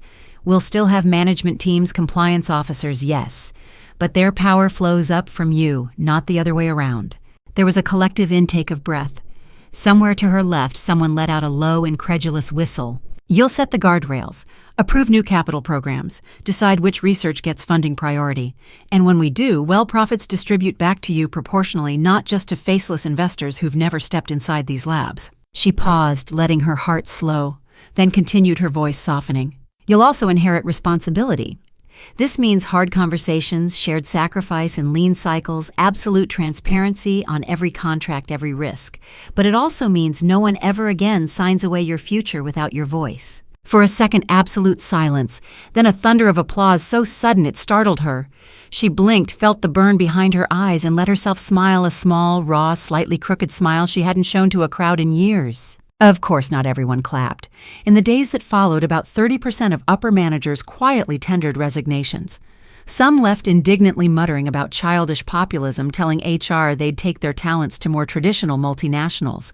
A handful tried to seed rumors to financial press that the new Brewster Tech was destined for chaos. Let them, because 70% stayed. The first town halls were awkward, people unused to speaking freely to leaders without pre-approved scripts. Young engineers stood up, shaking voices cracking as they asked about patent policy or tiered bonus caps. Warehouse shift leads brought up ergonomic redesigns that had been ignored for years. Selena made it a point to attend every single one she could. No handlers, no stage-managed listening tours, just her a notepad and a promise to get back to them within 48 hours. And it was during one of those raw, fumbling first assemblies, this time in a side auditorium used for small product demos, that Selena found herself pacing in front of a portable whiteboard, explaining capital rotation to a group of 30 middle managers. A hand went up near the back. A programmer with bright copper glasses. So you're telling us if we vote to prioritize this new AI environmental model, we can literally direct surplus budget there, instead of just waiting for an exec to approve it? Yes, Selena said, then grinned. Though if your model tanks, you also wear that loss. No more scapegoats. That's the trade-off. The programmer sat back, eyes wide. A slow smile spread. Hell of a lot better than waiting for Greg Brewster to return our slide decks. That cracked the room into cautious laughter. Later that week, Selena stood outside what used to be the elite members-only R&D suite, where Victor's top engineers once cooked up predictive policing software in total secrecy. Now it was bustling with a cross-disciplinary team drafting the foundational policies of their cooperative charter. She took a quiet breath and stepped inside. A new plaque had just been mounted over the main door, Hannah Initiative, underneath a smaller line in soft script, building intelligence that serves every life it touches. Her mother's name finally on a wall that meant creation instead of control, not as a tragic footnote, as a banner for the future. Selena ran her fingers over the engraving. 1,000 memories pressed at her chest, tiny, unremarkable moments of Hannah humming in their cramped apartment kitchen, folding little paper birds to keep Selena from worrying about the men in suits always calling late. If you're strong enough, change it. She blinked hard, then pushed through the doors. Inside, a young data scientist was sketching algorithmic fairness protocols on a whiteboard. Another team was arguing heatedly over privacy guardrails, how to balance robust learning without harvesting invasive biometric data sets. The room buzzed with energy. No fear, no hush every time someone in a suit entered. She caught one snippet. What if we just mandated periodic third-party audits right in the bylaws, so we never drift toward the crap Brewster Tech pulled? Selena laughed. Couldn't help it. Write it up. Make that the standard. Hours slipped by. The Hannah Initiative's draft mission statement took shape under marker-stained fingers.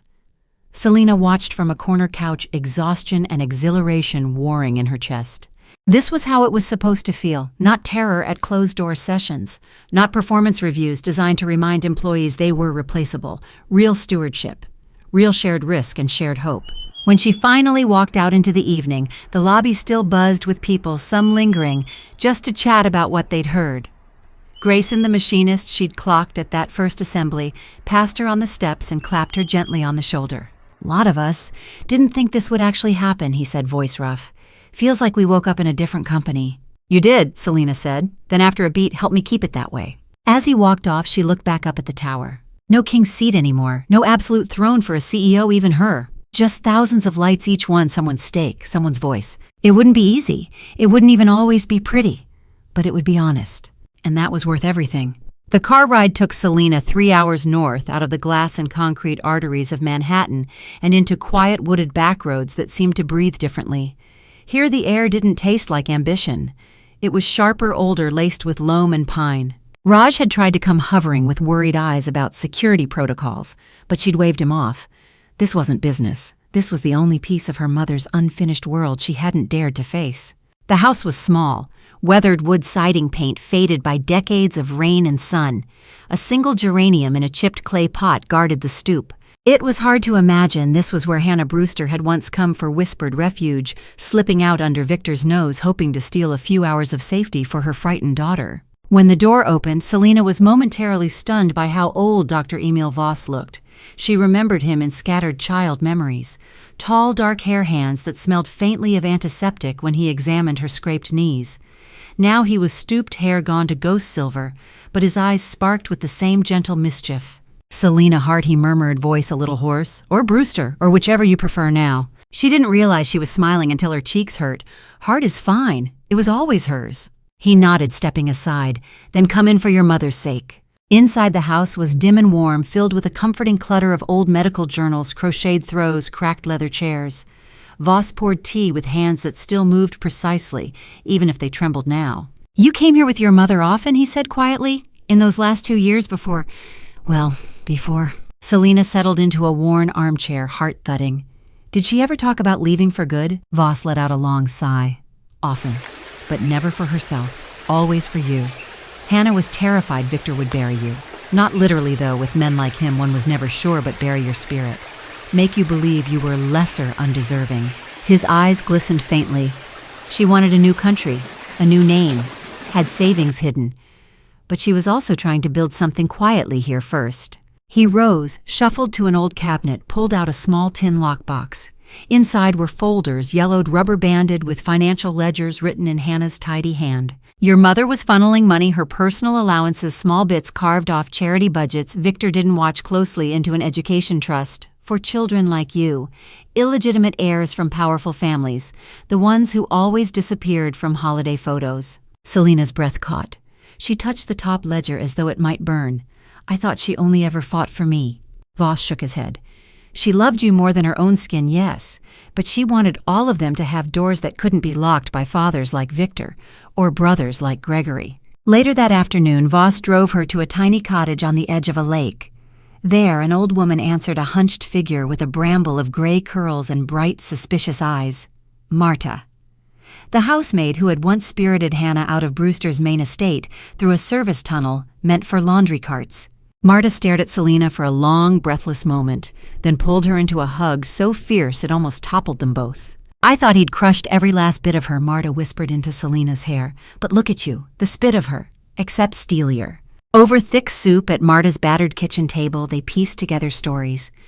Marta described how Hannah would slip small envelopes of cash under mattresses in staff quarters for your children when they're old enough to dream bigger, she'd say. "She didn't want them ending up like you?" Selena asked, half teasing, half choking. "No, sweet girl," Marta said, patting her hand. "She didn't want them ending up like her, begging men who measured worth by bloodlines and bank accounts." That night back at her hotel, Selena spread out all the ledgers and staff testimonies on the bed. There were at least 24 names of girls who'd received quiet tuition payments or found spots in universities thanks to scholarships that didn't exist on any official Brewster ledger.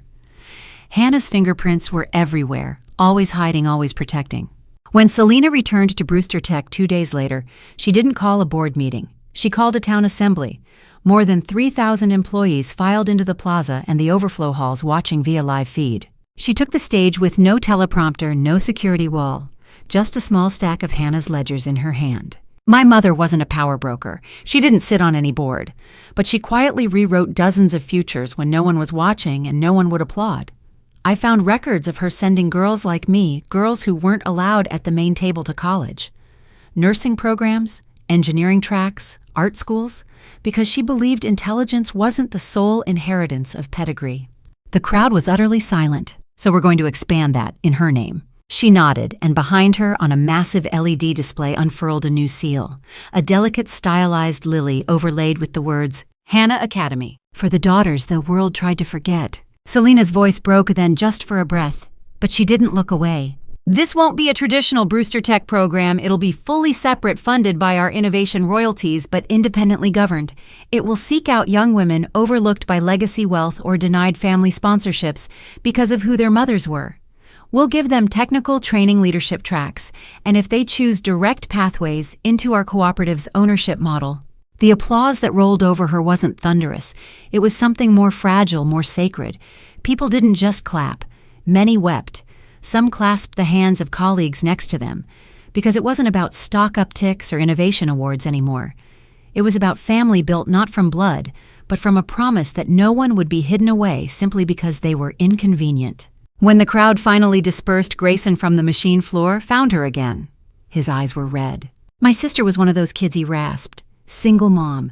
Never knew who the dad was. Always thought college was a scam for people like us. She got a letter from some tiny foundation in Connecticut when she was 17. Paid her first 2 semesters. Now she's designing carbon frameworks out west. His hand trembled slightly when he gripped hers. Thank you for not letting what your mother started die. Selena stood outside long after dusk. The tower behind her wasn't Victor's anymore. Wasn't even hers. It belonged to people who'd finally learned to say ours without choking on it. Above, the new Hannah Initiative labs were still lit, and below, somewhere in the dark, maybe another girl was already dreaming that she'd stand on this same plaza one day without shame, without having to apologize for who her mother was. Selena tilted her face into the cool evening air, closed her eyes. It wasn't revenge. It was resurrection. Family rebuilt not from sanctioned pedigrees or legal entitlements, but from countless small choices to see worth where old men once saw shame.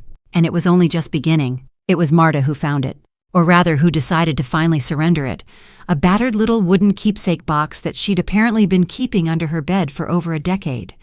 The surface was scratched, the tiny clasp rusted, but inside it still carried the faint powdery scent of lavender sachets, Hannah's favorite. Marta held it out to Selena with hands that trembled. Your mother gave this to me the week before the accident. Said if anything ever happened to her, this was for you. But her voice cracked, eyes brimming. I didn't think you were ever coming back.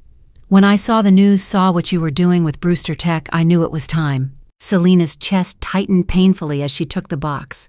It was strangely heavy, almost alive in her palms, like it had been waiting all these years for her alone. She carried it out to Marta's tiny porch needing open air. The sun was low, pouring gold across the lake. She sat on the steps, heart hammering, then flicked the latch open. Inside was a swirl of quiet ghosts, a lock of Selena's childhood hair tied with a pink ribbon. Old Polaroids of them baking in the cramped kitchen of Hannah's apartment before Victor ever demanded they move to his estate. A tiny pressed flower wrapped in wax paper labeled in Hannah's handwriting, First Garden Day. But beneath it all, carefully folded, was a thin envelope. Her name on the front in Hannah's looping script. For a long minute, Selena couldn't bring herself to move, just ran her thumb over those letters. The way her mother used to sign field trip forms, grocery lists, birthday cards, always with that soft flourish at the end. Then she broke the seal. The letter was dated 4 days before the accident. My dearest Selena, if you're reading this, something has gone wrong that I hoped so desperately wouldn't. I'm sorry. Not for anything that made you your spirit, your fierce little mind, your tender heart, but for the world we're in. A world that measures worth by ledgers and bloodlines, by men with old names on tall buildings. I wish I could be there to tell you these things in person, to press them into your hands the way I used to hold your cheeks when you had nightmares.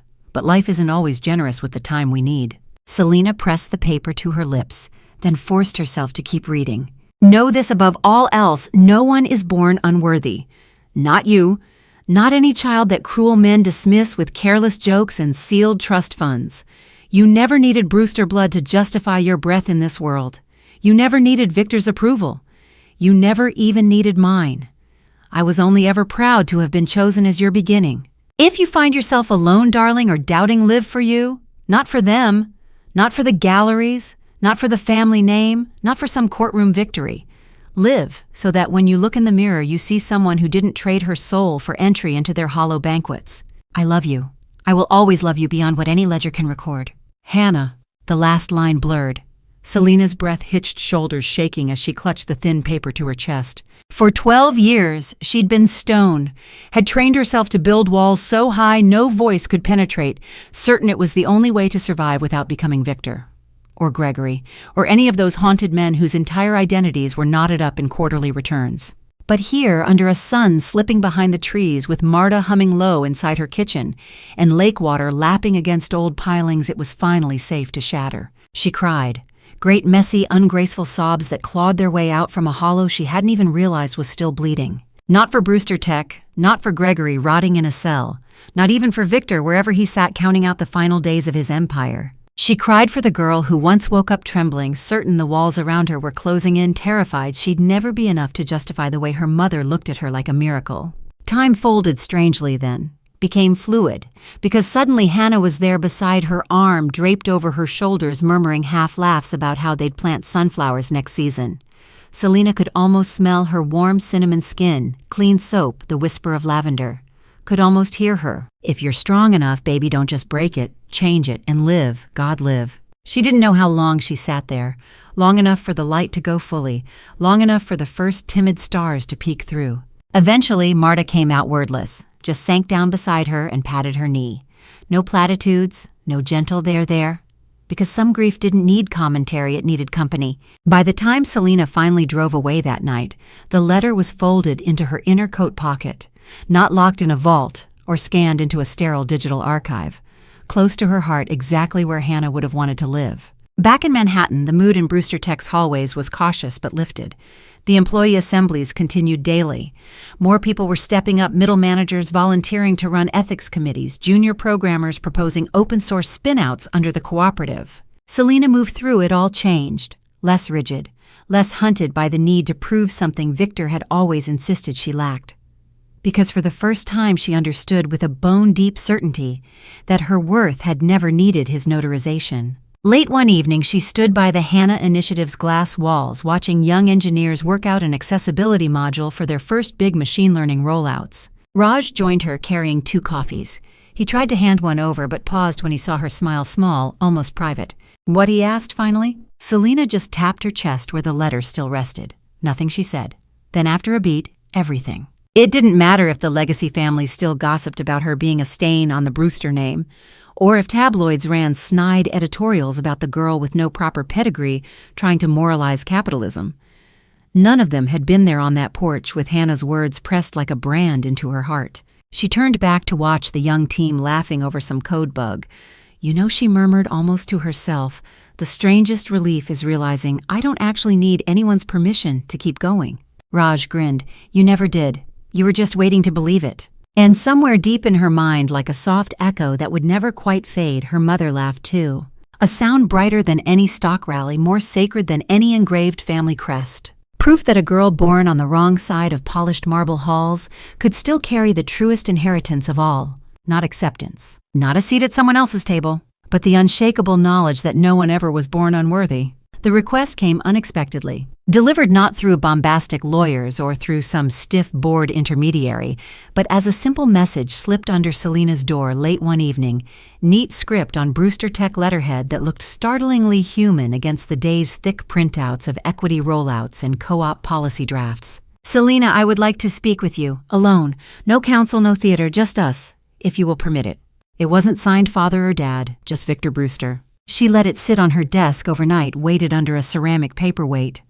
Walked around it for hours as she reviewed restructuring budgets, met with union liaisons, signed off on new cybersecurity protocols.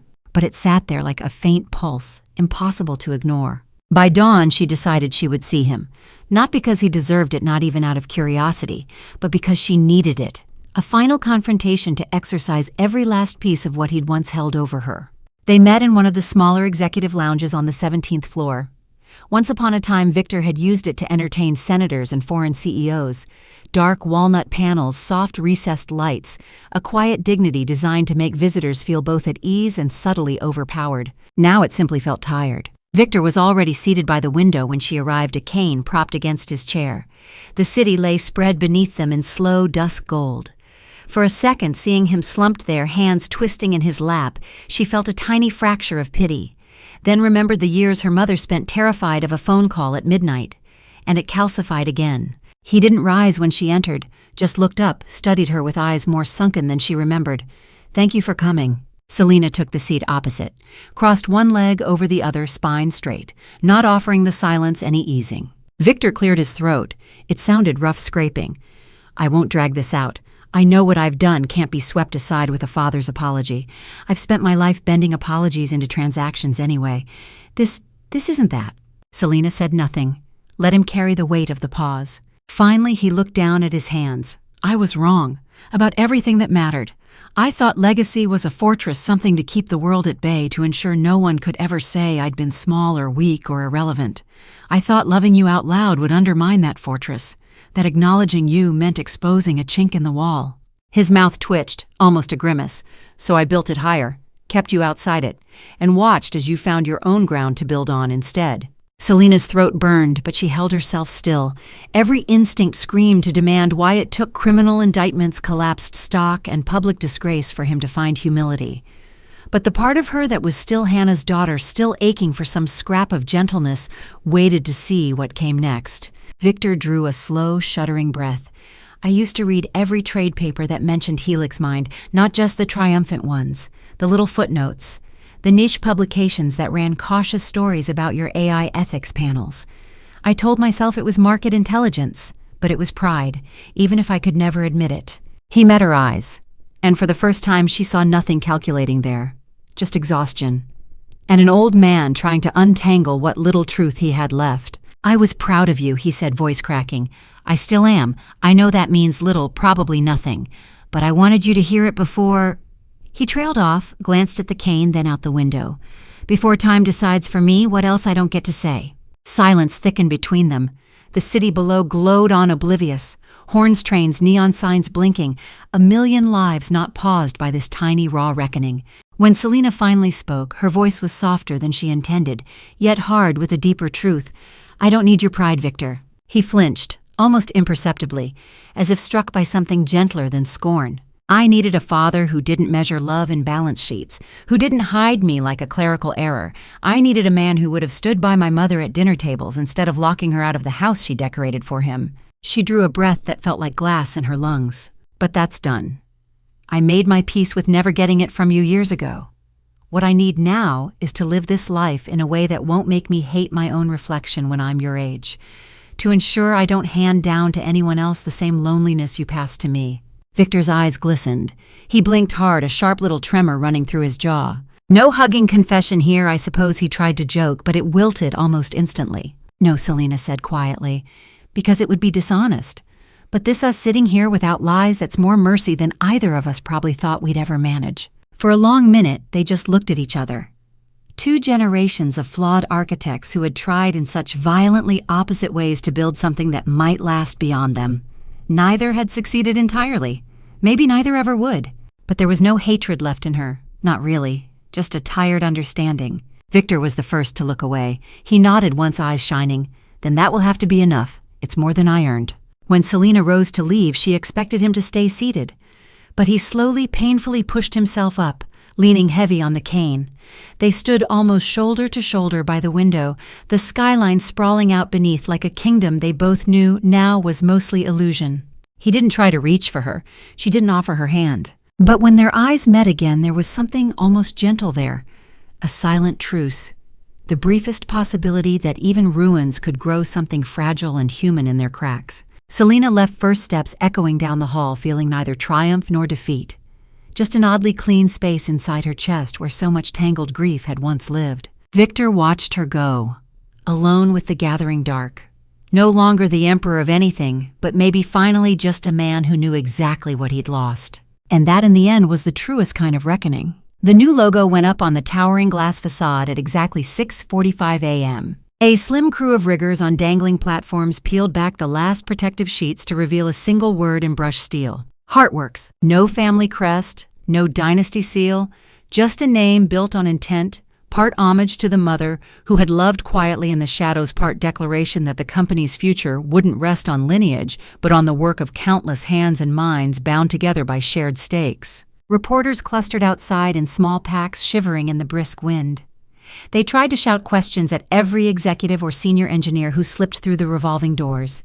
Most simply smiled, waved politely, and moved on, because there was nothing to defend anymore. No scandal, no dynasty intrigue, only a day none of them ever thought they'd see. Inside, the atrium had been transformed for the announcement. Simple geometric banners hung from the mezzanine, inscribed with 3 words in spare typography: Equity, Dignity, Future. Hundreds of employees gathered, operators from the old Brewster manufacturing line standing shoulder to shoulder with Helix Minds software architects. Uniforms and suits blended seamlessly.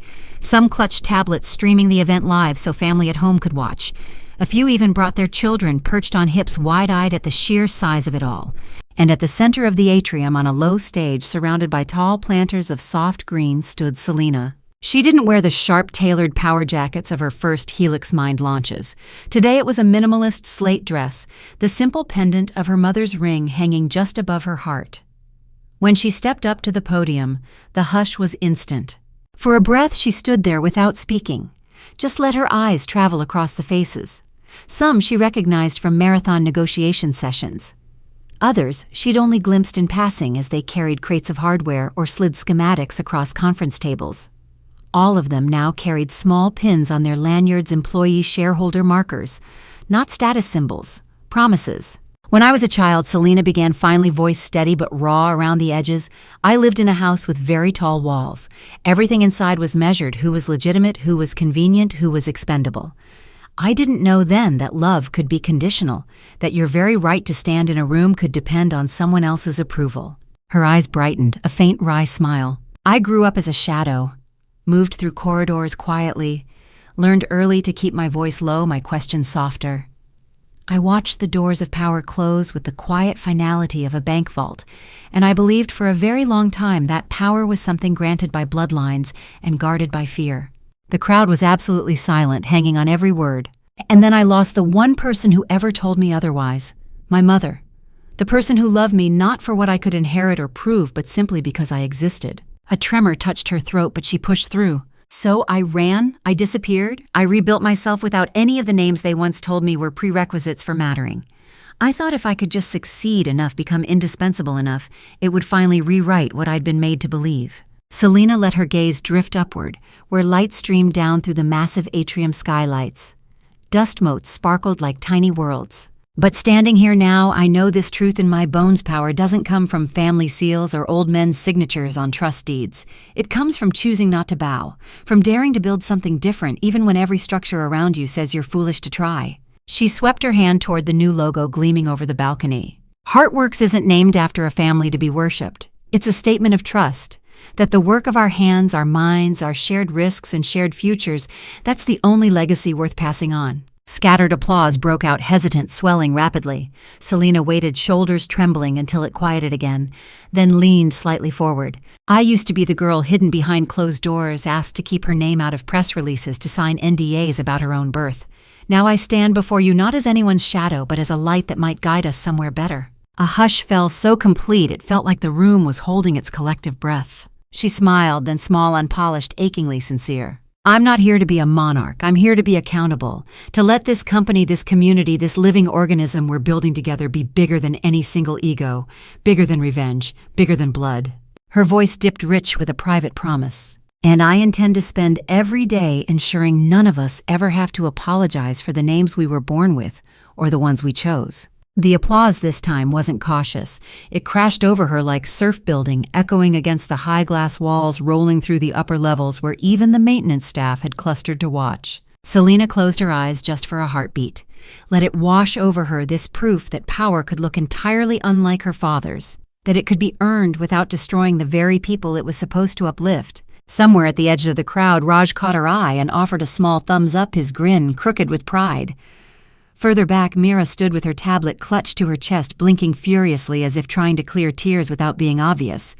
Even Grayson from the old machine line was there, still wearing his grease-streaked coveralls, head bowed in what looked suspiciously like prayer. And above them all, new digital banners flickered to life around the mezzanine. No soaring profits charts, no mugshots of founding families, just a simple, unadorned statement rolling in luminous text. Power does not live in surnames. It lives in the choice not to yield. Selena felt her throat close. A different sort of heat pricked her eyes. Not grief, not rage, but something perilously close to awe.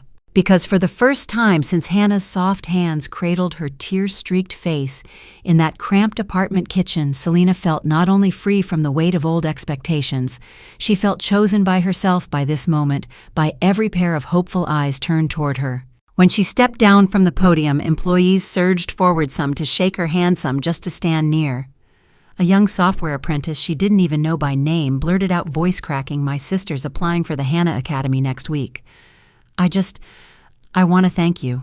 Selena squeezed her hand. "Tell her we'll be waiting." As the crowd slowly dispersed to breakout sessions and planning roundtables, each circle buzzing with ideas about the cooperative's next decade, Selena lingered under the massive skylight, tilted her face into its soft blaze. For so long she had been content merely to survive. To climb, to prove, to etch her name somewhere the Brewsters couldn't erase it. But standing here bathed in light not filtered through anyone else's legacy, she understood this was always what Hannah meant. Not victory over them, victory over the smallness they tried to convince her was destiny. She touched the pendant around her neck, breath steady, eyes bright, then turned and walked into the future she'd built. Not the heir to an empire, the architect of a community. A woman who once was hidden, now shining so fiercely, she could illuminate the way for countless others who never knew they had the right to stand in the sun.